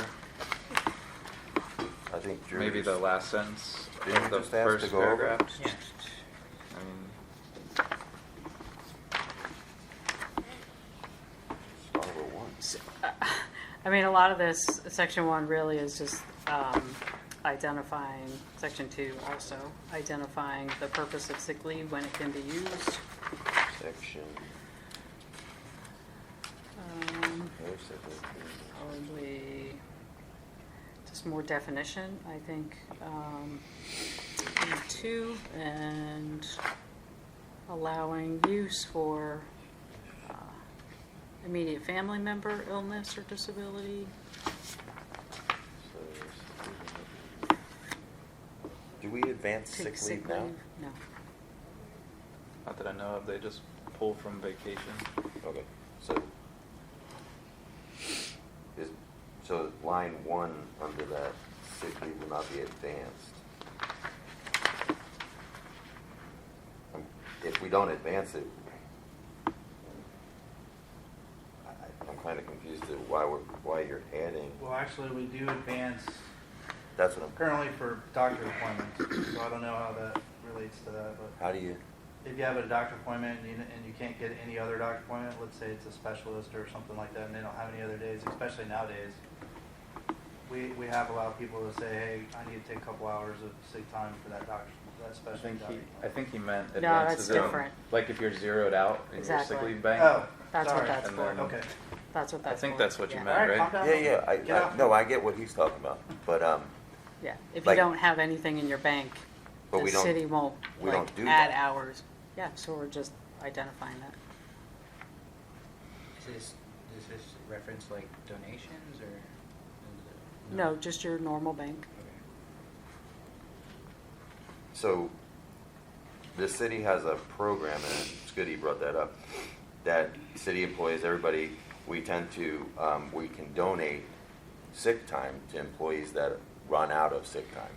And it's basically when they run out. Would that be considered advancing, or? No, that's a totally Okay. different process. Well, and I don't know if this, but if you look at I Yeah. guess the number's gone on it, but on page 3, in the middle of the page, underneath the following persons can sign, you'll see the crossed out. If an employee takes sick leave, does not have time to accumulate, then his time off will be without pay. Vacation time may be used in lieu of sick time if available. Sick leave rules still apply. So is that would be advancing, right? No, Oh. they're using time. Okay. Never mind, I'm out. The employee can use, I'm just confused. why An we're employee adding can things that use, don't exist and haven't happened.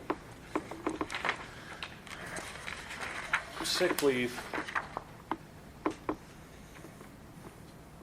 Pay, which for an individual who resides in their household or the member's immediate family. But then, people with small children, their daycares have rules that say, and so do schools, that your child cannot come to school if they have whatever, fever or runny nose or. So the employee may have to stay home with the child, but we're not accepting as verification of sick leave a representative of the daycare or school stating they will not accept the employee's child for the day. How would we get a physician or a PA or a nurse practitioner to certify that the daycare center would not accept the child? So this comes into play if they're using sick leave of 2 full consecutive scheduled workdays or more, Where's that?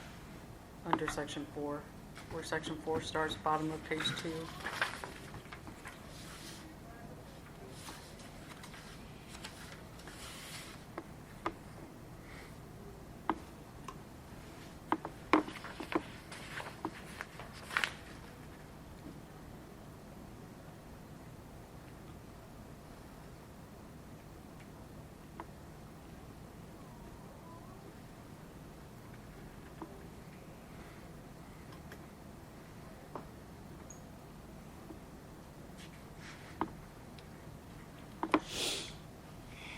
But even then, if the reason they're staying home is because their child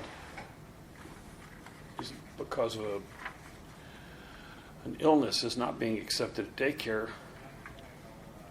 for the week, Their kid has COVID. there still may not be a physician or a PA or nurse practitioner who was ever involved.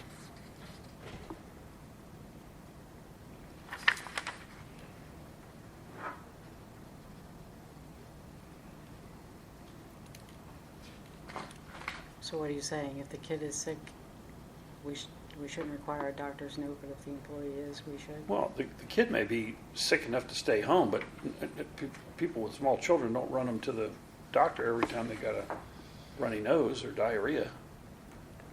And if they have those symptoms, many daycares say you can't bring the child here with those symptoms. Section 4 says may. though. Yeah. I mean, it seems to me, Jim, that in those circumstances, the city may not require anything from a medical practitioner if they have something from the daycare saying that they won't accept the kid because the kid's sick. I just don't know if something had happened here at some point where we recognized that there are situations where the reason someone can't come to work is because their child isn't being accepted at daycare. And that I know. language I mean, is I had put to here. pick my kid up not too long ago because she wasn't looking like she felt well. I mean, it wasn't even, there was no real indication. She just didn't seem like she felt well. And I completely understand the may, and I respect that. But I think the question is if they do. Yeah, if you're surprised when you show up. Where's the avenue to fulfill this without? I mean, I don't. I mean, say the school says she had a cough, and our COVID concerns and policies, which they have instituted in the past, she can't come into school. She has to go home. I mean, do you? I don't know where the. That's where we added some certain criteria, and I wish you'd kind of consider this new world order with this COVID to somehow, fulfill that requirement if asked. Like if the school says we couldn't take her or something like that. Well, section 2 in the third bullet point does have the language that deals with sick leave being used for individuals who reside in the household. So, Right, Okay. but, yeah, I but mean, then- Where no, are you at? Let me I'm finish. sorry. The third Oh, bullet point thank under you. section 2. So, I don't think there'd be a problem in section 4 in building in some kind of language dealing with a sick child and that sort of thing if you wanted to. Number 6 already addressed that? I don't know this one. Yeah, the six that cropped out, and I get the schools like, no, okay. Should make it in writing or something? And I apologize, I'm jumping around. There's a lot of red. That's all right. I wear glasses now. I can't get what you're keep up. saying. I mean, we all, I just can't keep people up. have kids and they go to daycare and all that stuff, and, we could build in some language if that concerns you in section 4 about them coming in with some I appreciate it. Thank you. excuse of that nature. yeah, if we just left 6, I think it What? covers it, right? It says in those instances of 2 or more, what would be accepted is I want to keep it. verification of sick leave from the representative of the daycare or school. You know what Yeah. I mean? For example. I mean, if you're at an urgent care or an emergency room, there is a physician or PA or nurse practitioner available somewhere in there to provide verification, but that's not going to be the case in the case of the daycare thing.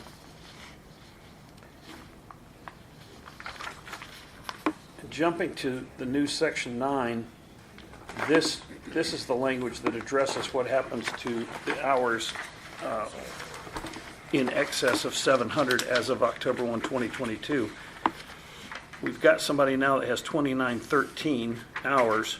They're going to be able to move over 700 hours, which leaves them roughly 2,200 hours, which means, but depending on their years of service, they might lose 1,550 hours or 1,100 hours that would just vaporize under that language.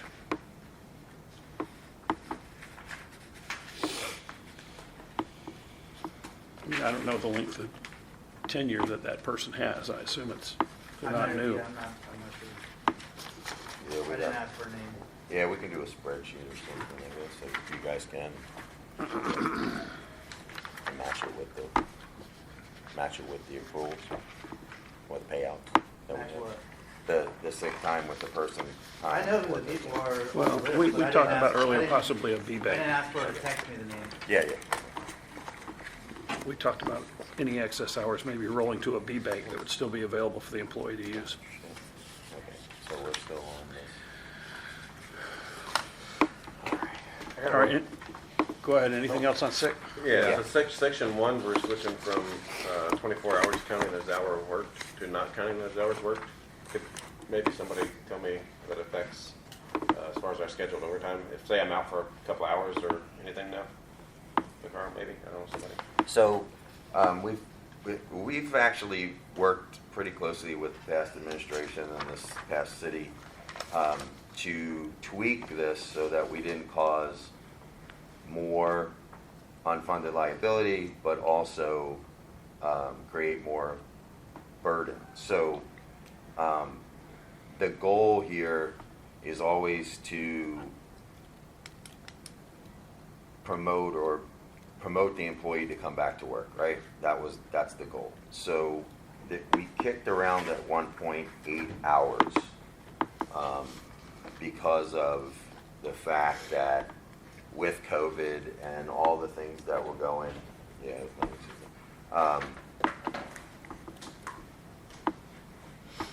we could probably fit that in with people staying home, needing, sick time for doctors, like we were just talking about.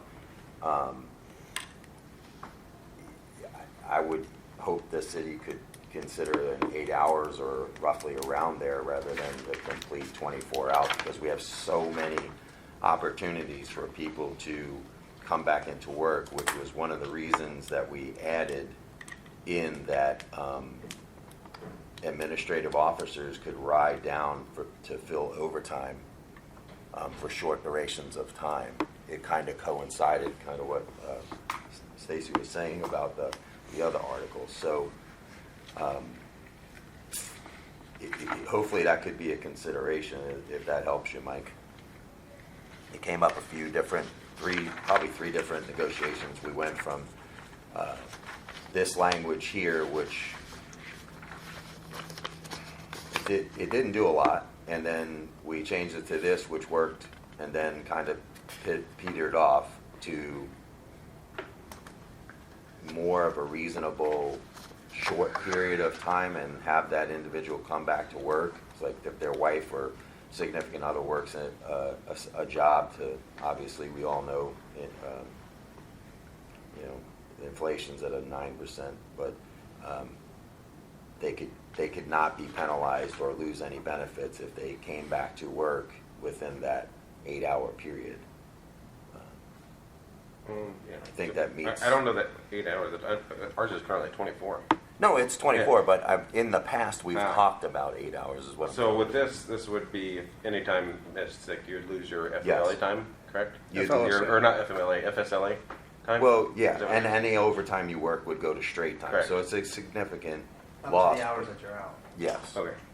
And we have addressed this multiple different ways. We've done this 3 different times. We've switched back and forth. And I think it's time not to go backwards, but find an alternative method of the ones we've already tried that failed. What's that? So, okay, and then a little bit down from that, sick leave should not accrue during periods of voluntary leave of absence without pay. Yeah. Wait, sick leave should not accrue. I think it's Voluntary leave of the goal is absence, to okay. get people back to work. I was reading that so wrong. Shorter duration. Yeah, without pay. Yeah, that's the part that got me. Okay. Yeah, Glasses were in my hand we instead of already on my did head. this. It didn't work. We're talking about that one. I know what you're saying. Did that kind of make sense to you? We talked about, I can tell you, right, Bush, I mean, you've been in a few, and we've beat this around. We've tried to adjust this multiple different ways. We've already used this exact scenario in the past, and it did nothing. We had it where all hours worked counted. It didn't help. We had the 24 hours. It helped for a while. It kind of petered off, especially with COVID. It's very difficult for me to sit here and tell you that this worked or didn't work through 2 years of what we just went through, kind of like what we're doing with overtime. We're addressing overtime in a historic fact, but, when were we working 120 hours a week, kind of ridiculous to kind of fix that. But I think the approach to this would be much more beneficial to the employee and the city if we reduce the hours rather than erase them. But that's my opinion from what we've already tried this in the past and it failed. And then section 4, where it starts with failure to present, talks about non-compliance will result in the pay deduction of accrued vacation leave. I just don't know what that really means. I'm sorry, I where are you apologize. again? It starts with failure to present on section 4. Section 4 of which one? Wherever on sick leave. The second paragraph. Yeah, leaving, you losing sick, vacation time somehow, and I'm just not really sure what all was taking place there, I apologize.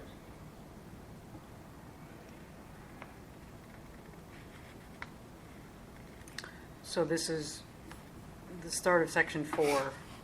This is if you're out Mm-hmm. 2 full consecutive days or more, right? Yeah, That's when that comes into play. So it's that failure to provide that. so I didn't bring the note, I didn't bring a note, correct? So I didn't bring a note. So then, what do I lose vacation time from? The hours that you were out and didn't provide documentation.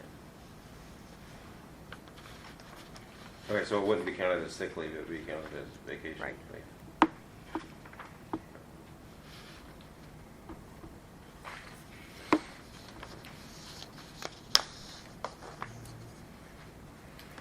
Then, section 4 still, it's crossed completely out. It was A. It starts with if an employee, it was A.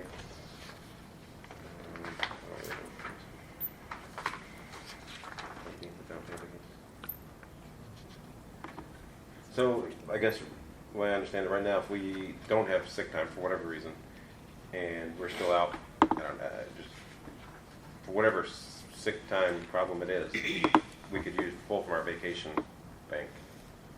Currently, yeah. Currently, correct. So why wouldn't we be able to do that? You can only do that if you're non-compliant. If I'm like, The first one you were just talking. I don't know.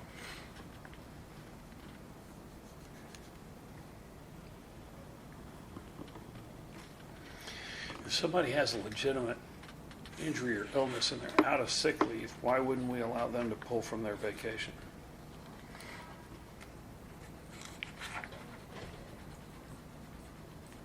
Particularly newer folks.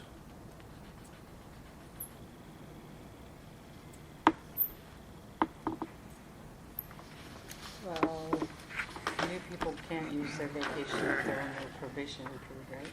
What's that? Can new people use vacation if they're in their probationary period? No, No, but in their second year, they won't have much. they'll Sick have time. some. They won't No, have I'm much saying sick they won't have time. much sick time. They'll Right. have vacation. Yes. They have some vacation. So if then in the second or third year of employment, somebody gets an Exposure to, exposure or gets, COVID. breaks a femur or no, has to be unless out, it's presumptive. why wouldn't we allow them to pull from their vacation? Well, I mean, if that's the case, then you're looking at an FMLA situation where the person would use their sick time first and then their vacation time.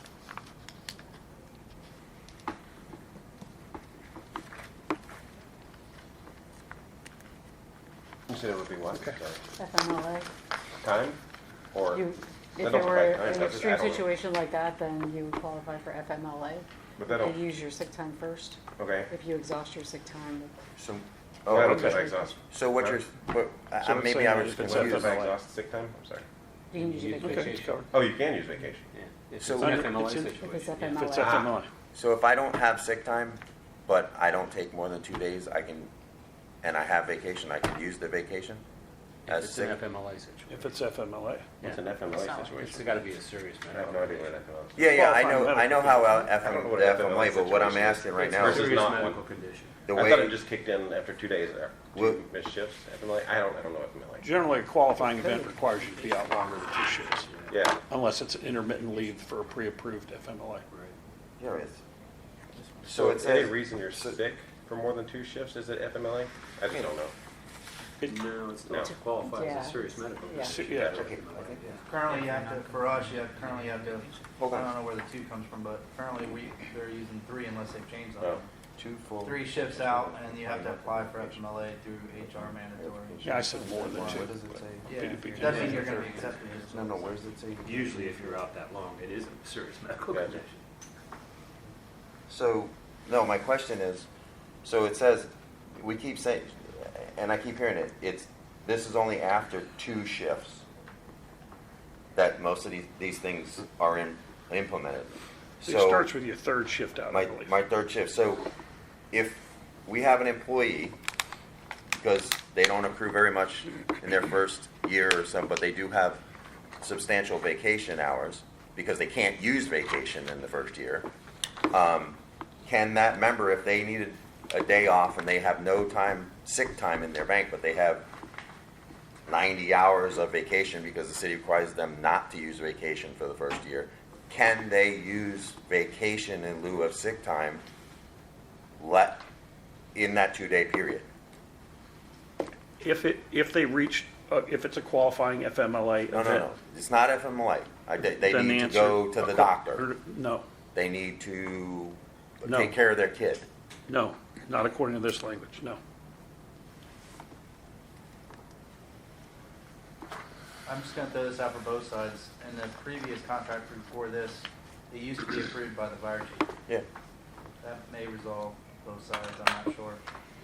That would cover that situation. Does FMLA, does it, I know I get a lot of FMLA questions, but does it go back? I don't know how long it takes to get put on FMLA, but do they like, retro pay back? Does that make sense? Well, there's no pay, you're There's no pay. out. There is no pay. There's no pay. Protection of your job. You're, Yeah, you're allowed it's to just- concurrently Using your use time. leave that you have, Okay. but So- once basically it's a bank of 12 weeks of leave that Yeah. will be deducted from beginning with your third shift So how out. about this? If it takes me a while to get put on FMLA to have an FMLA situation, would you be able to use Backspend back it? vacation Yes, they do money? that. They do that. Yeah, They backspend. backspend. There you go. So here's a question I have Can you put that for down? the city. It's very technical language. Since you're moving towards caps and we require new employees not to use vacation in their first year, so they build up a substantial amount of vacation because they can't use it. They have very limited sick time accrual in the first year. Would it not be a good thing to consider dropping the no use of vacation in your first year? Say that again now? So we're limiting the amount of vacation they can accrue, right? They're offering caps. They're not allowing them to use this vacation in lieu of sick time because they don't have sick time. But they can't take vacation. And they don't gain a lot of sick time. So wouldn't it be prudent to drop the requirement of them not being able to use vacation in their first year? That's just always. We're been kind of that, like to be honest. pushing them. That's just always been a language ever since. Yeah, I've but we known didn't from have- mankind invented this contract. We didn't have, but there's a lot of stuff in here. that- But 900 I can plus ask the changes chief now. if Stacy wants me to. It's just a consideration. I mean, it It'd would, be a chief's decision. I mean, I can bring it forward. I just ask him on a Do you want me to ask the hypothetical. chief that question? We can consider it. Thank you. Okay, any other questions on sick? Did we already do we did vacation, didn't we? Yeah, Did we talk about where we got rid of the mandatory overtime during vacation for the first year? Illness or physical. I don't think we did. That's what I should have. Say that again? I think. I got a lot of my brain. But didn't somewhere get rid of mandatory overtime for new hires, I think? Yeah, it's on the overtime. Somewhere, right? It's in the overtime policy. Oh, did we do that? Yeah, we didn't talk about it though. Oh. Yeah, we were desperately seeking individuals to work overtime. Yeah, so I think, where's it?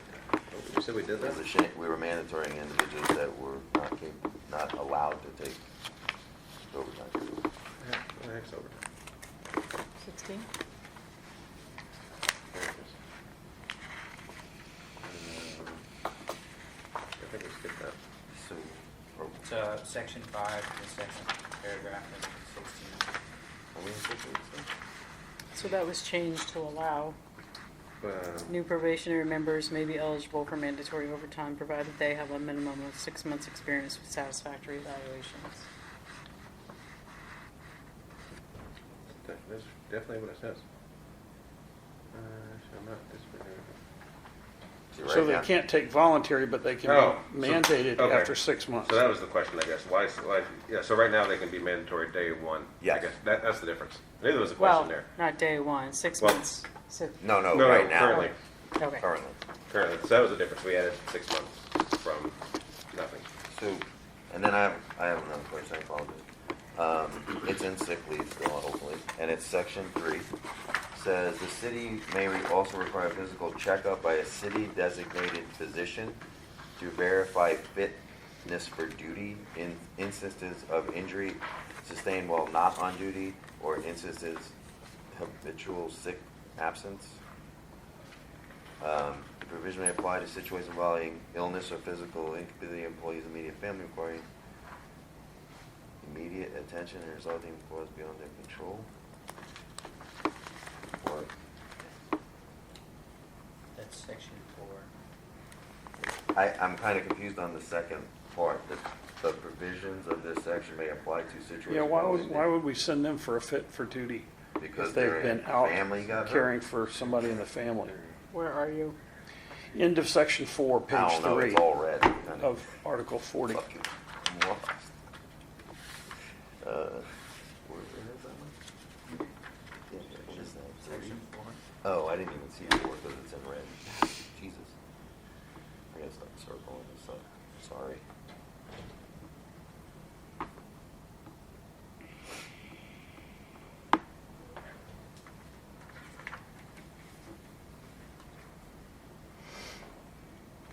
What's the question? I'm reading those together. So the first paragraph So the talks about, fitness for duty would be for the employee. and then it says the provisions of this section may apply to situations involving the illness or physical Right, incapacity. meaning like the notification, but not the fitness for duty. But obviously, a verification that the person was sick. That can be cleaned up. And then, is, with that, and it, all right, so it's sick leave, and so are we considering diseases of life to now be presumptive illnesses that the city is going to do fit for duties on? Like the flu and,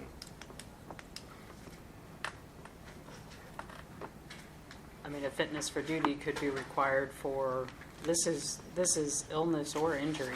so I'm out several days for the flu, which I follow CDC guidelines, which I shed the virus for up to 14 days.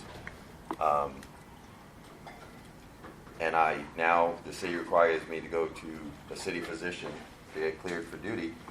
Then are you considering diseases of life to be a fit for duty instance, like that need to be checked? Hey, John, I'm sorry, I'm maybe confused. Where's the illness part for the fitness for duty? I just see instances of an injury. Duty or instances of habitual sick leave absence, which I don't even know what we did. What's the definition of habitual sick leave absence? Do we have it defined? Oh, or an instance. That's where you're getting the sick leave from? I mean, Well, I mean, it then Well, goes on. the I back, can't separate it all. says It says eight unscheduled work days per year. Or there's examples on the last, in section 6. My question about that is that doesn't say who pays for that fit for duty physical checkup. Is that at the employee's expense or the city's expense? and are we gonna They put- would go to the city's physician. Yeah, but that doesn't say who pays for it. The city's physician isn't going to charge them? There's not going to be a copay or? I believe the city We could pays for define those. it. Okay.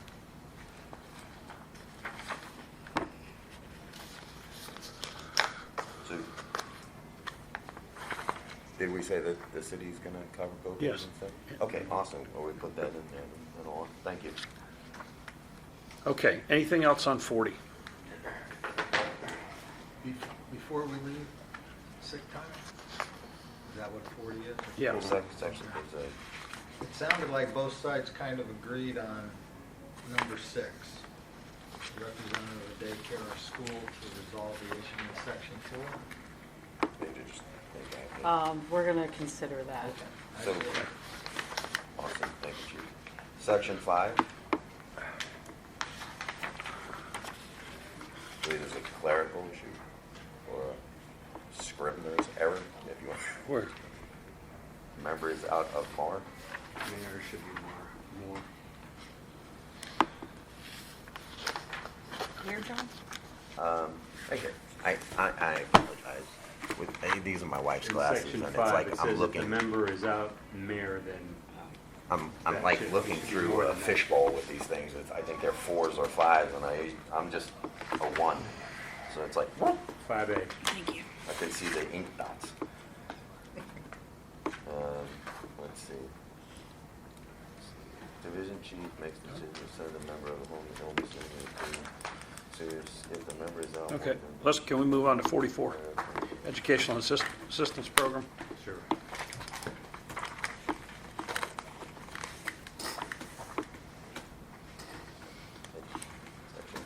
So section 2, number 2, I get suspension, demotion. I believe I understand your intent, but when it comes to major disciplinary action, I think suspensions and demotions would take care of that. Once you get beyond a suspension or a demotion, you can get into an area of people simply making a mistake. So I don't want to stack disciplinary action, especially if you have a good employee pursuing their academics. Okay, so leave suspensions, demotions, and the PIP? Well, I mean, Frank, like, I'm just trying to lean in a little bit for you, but So like once you go, like if you get suspended or demoted in the fire department, that's naturally going to be a major disciplinary result. Yeah, I'm saying, so just know. leave suspension, demotions, and performance Yeah, improvement. But PIPs are now becoming disciplinary. Yeah, because, PIPs. and like, you've locked somebody out of being able to go to school if they had one within a year.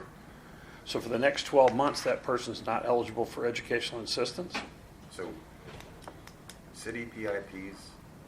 and If they've had one within the last year that ended in February, that person really couldn't enroll in classes again until the next summer. No, they can enroll, they're just not eligible Oh, for right. assistance. So they're losing a benefit, and based on our conversation earlier, the PIP is intended to help the employee. Okay? And so this moves it into an area to where it becomes disciplinary, where, like I said earlier, the PIP, it's like a culture change, and so this language isn't going to help that culture change for us, for supervisors and leadership to, like, it's one thing to say we can do PIPs now, but So they've never what been would you done. suggest? I would just, Well, I mean, we could discuss it. I mean, there's a lot of suggestions. I mean, there's a lot, right, there's a lot in here, but I would leave it at suspensions and demotions, and then leave it at that. I don't even think PIP or disciplinary actions necessary, Okay? And in- especially, yeah. Go ahead. And in section E, it says members will not be permitted to utilize any space, personnel, equipment, or supplies of the city fulfilling the requirements posed by coursework. I guess I understand, I don't know how they could use personnel, but equipment and supplies I get. But they would, if they are doing coursework on duty, they're using city space. What's the objection to that during an employee's downtime from utilizing a desk or a table? So this was intended to be like, We do you know, ride-alongs. dedicated space. Oh. No one else can use the space Oh. because the person's using that for an educational purpose. I mean, I can't. I don't understand. I'm sorry. I don't. Like if they had an experiment or something. you're Yeah. talking about. That's a good example, I guess. Well, yeah, this Okay, is all right. cleaned up. Right, the next shift comes in, and I've got all my stuff there, I Let's get a can't big use it. volcano. Let's get a volcano on the table. Yeah, but that's, Building your kids' So I science just don't want there experiment. to be any gray That's area. not what it Right. says. You know what I'm saying? Because, like, well, they Dedicated Well- space? This doesn't I say that don't- at all. it's hard for me to get on board with it just because I don't know that being an issue. And it's up again for interpretation. Especially if, Retain any space? Question mark? rather than utilize? Is there a time? I just don't see a need for it. I mean, we at do all ride-alongs whatsoever. with members of the department Okay. to become paramedics, so they are occupying, Based on that language, we'd have to cancel the contract with Seminole State and Daytona State. yes. Wait.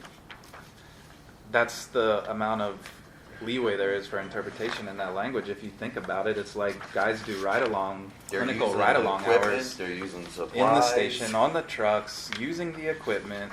Like, it's naturally so much overlap between our academics that the whole section, it just really doesn't work well. Tell me again which section you're talking about. E, E? it's,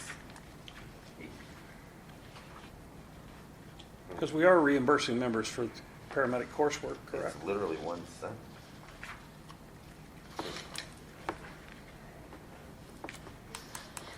I use literally correct there. First time. Yeah, it'd be an issue, I guess, with paramedic school.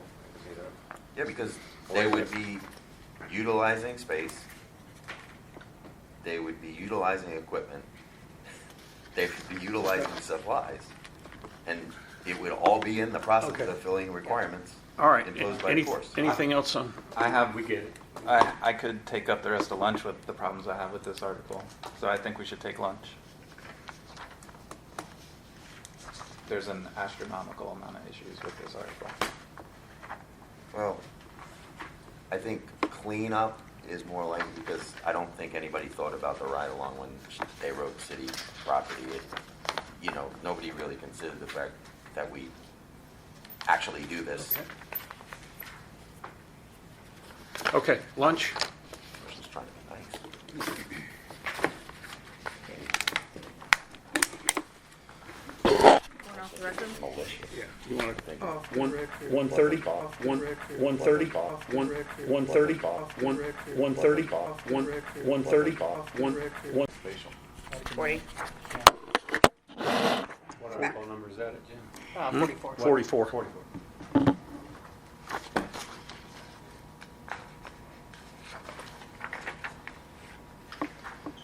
All right, so we talked about the PIP and all that, section A2, then section 2, number 4. As far as to be eligible for reimbursement, the member must identify the position in the department which they qualify for. I'm if sorry, they- where are you? Section 2, number 4, or section 2, alpha 4, article 44. Okay. To be eligible, a member must identify a position in the department for which they would qualify for if they obtain the master's degree. And the request is approved by the fire chief and city manager. So, again, there's a ton of diversity in our career, and you could really tie in a large number of degree programs. And I don't think we've had a problem with anybody getting degrees and leaving. I don't know of one person that got a degree and left employment. Okay. So, I mean, what are we trying to solve? Again, that particular one that you just read Sure. is more with just keeping things in mind that people are actually obtaining degrees that are going to further them within the department. And just like the last one, I mean, ultimately it comes down to the fire chief and the city manager for approval. All right, section B, as far as the institution, do you have a list of local colleges that are accredited by the accrediting agencies that you have cited? I don't have a list, but actually it's pretty extensive. If you go on the U.S. Department of Education, it will give you. The concern is that we have several people who have completed degrees from Columbia Southern and some that are in process of getting their degrees. So the question is whether Columbia Southern meets that criteria or not. We'd have to look at the list. Yeah, specific because the city partners with Columbia Southern. And Bravo 2, coming down to logical career path within the department. I mean, that just, again, opens things up for people's opinion. So, we would disagree. Again, here the fire chief is deciding. You're saying the fire chief couldn't decide whether or not an educational program is in line with a career path within the department? I think it opens up for a potential for him to make a decision that is inaccurate. Well, my concern is we're erasing the chief on everything else and putting the city manager, but now we're sticking the chief back in, so can we just open up some other stuff for the chief back like we were? To make his own decisions? I mean, would that be reasonable? Doesn't Can you be doesn't specific? doesn't the State Fire College have a list of degrees that are accepted for the tuition program? I mean, I can step out and find out. I mean, Columbia Southern's going to email us whether they meet that, because I just called their accreditation office and she didn't know if they did. She said, I don't know, because they use a third-party company. And it seems like we ought to be able to come up with something to try to address this issue. Yeah. I hear what you're saying. You know, maybe this is leaving too much discretion in the fire chief or whoever, but I hope you can understand our position that we don't want people getting paid to get a degree that has absolutely no relevancy whatsoever to the fire service. Totally understand. So there's got to be some way for us to come up with something that addresses that. I almost like your idea, Jim, of finding out what the fire college recognizes. Maybe that's a potential solution. Would it be There has to be something. just for the fire department, or could it benefit the city too? If someone wanted to pursue, Just from the outside looking in, it almost seems easier to list degrees that the city doesn't accept. Which we went down this road before, and Because there's, literally, you can Yeah. acquire any degree that almost counts towards, I mean, anything from plumbing to electrical to right, because a master's degree to, all especially of it's eventually going to apply to the fire department. I mean, and we probably have one of the most educated departments in the city as far as degree-wise, per person, in the department. So I wouldn't know, I haven't done a survey, but it almost seems easier to list degrees or things that you don't want to be accepted, because that would probably be less of a list. And I agree with you guys, because we've been down this road 3 or 4 times. We had a chief that didn't have a degree that was insisting on everybody having degrees and specific degrees, like I said, the basket weaving. But then when we got actual references from the college, like you guys are saying 50% of your bachelor's degree has to be in the area of study. Well, your AA or AS consists of at least 50% of your degree, which is general education. So is some bachelor's degrees that relate to the city 50% more equal to the Well, let's degree? Because I mean, I don't There's know that. gotta I be mean, we're some getting way to very skin this specific. cat. That's kind of like, For Well, me, if when I can, when I look at it in totality, I feel like this is the bulletin board issue on steroids.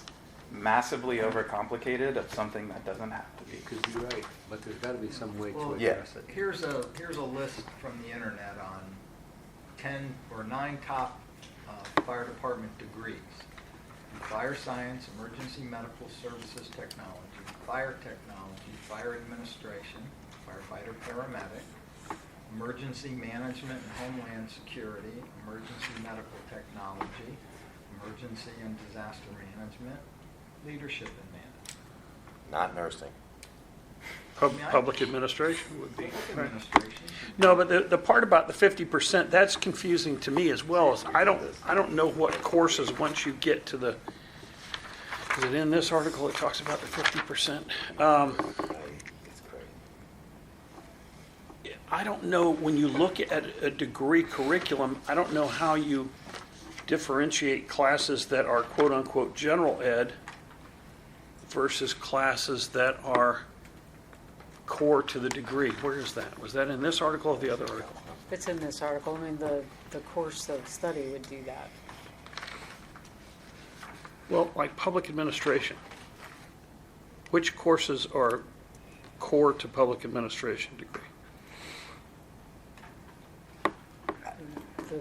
The institution would provide that information.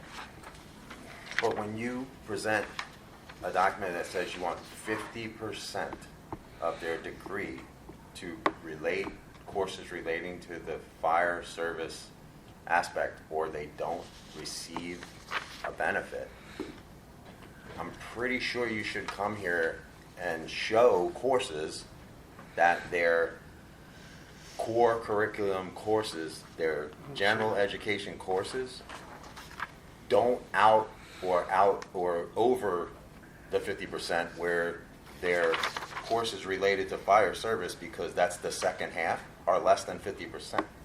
Because I don't know that information. And since you're presenting it now, I have to go find that all out. Because Every course is going to be different. Exactly. Exactly. So Are we I don't know. overcomplicating So the fact we've that given all kinds of leeway for what the degree can be. We've allowed the program to define Right. all of those things, but that's not open-ended enough. So what is it? No. What is it that we're you not want? discussing those things. We're discussing your words of 50. So we just want to go back to what we had Is it- before, but No. even that would require some changes. No, Where's the I'm only where's- talking about a small amount. All right, where's the 50%? You're now throwing it all away because you don't like what I'm saying. No, Where's that no, article I I'm gave not. you? So 50-50, I just want to know simply, do you have examples of courses where 50% of that course meets your requirement? And I'll say it again, every course is going to be different. So we would allow the institution to provide that information, and it would be based on whatever But what if course they the come back person and they is say taking. 45%, and it says here 50, they don't meet it? But it's Can fire somebody science. please point me to where that Right, 50% language is? Article 31, it's this section 2. It's not in this article, that's what where's Art- the 31 I gave you for your telephone call? That was my Section- copy. I mean, that's just a whole nother issue, is that there's I mean, overlapping. I'm not trying to be complicated. I'm There's actually asking a overlapping question. language between those two articles by implementing the new language that you implemented on both of them, which is creating even more confusion. And I don't understand the Right here. intent of breaking Yeah. core classes out from Oops. gen ed classes, Hold on. because when we look at a degree, calling. do you put your degree on the wall and go, well, only part of its worth has value. Okay, You so know what the I'm saying? Like- educational incentive, though, in order to be eligible for that, you got some leeway there. You don't even have to complete the program. You have to have an X number of credits in terms of this. Sure. But they could be all general ed. All right, so I was approved to go take this course of study because it was going to help me in fire department operations, but I did all of my general education requirements that had nothing to do with that. And then you're eligible for the incentive. So, I mean, who's going to attend college credit level courses without really a final solution of a degree? Like, I don't think anybody's really trying to go that direction. And there, like you said, there's still value because they went for the fire department, despite it being part of a degree program. Like, the totality of the degree is where the value is. It's in that liberal arts education to some extent. You know, like, there's a lot of value. We interact with human beings that have very low social literacy. And we need to be educated to a high enough degree that, you know, we can even need to understand human behavior. Like, because we have people coming at us with issues all day long, customer citizens, and sometimes they don't necessarily address us in the most polite way. And that interface between these two populations is like having a diverse, high level of education is extremely beneficial just from a customer service standpoint. I mean, And here's the other problem. When we're going, if you have an AA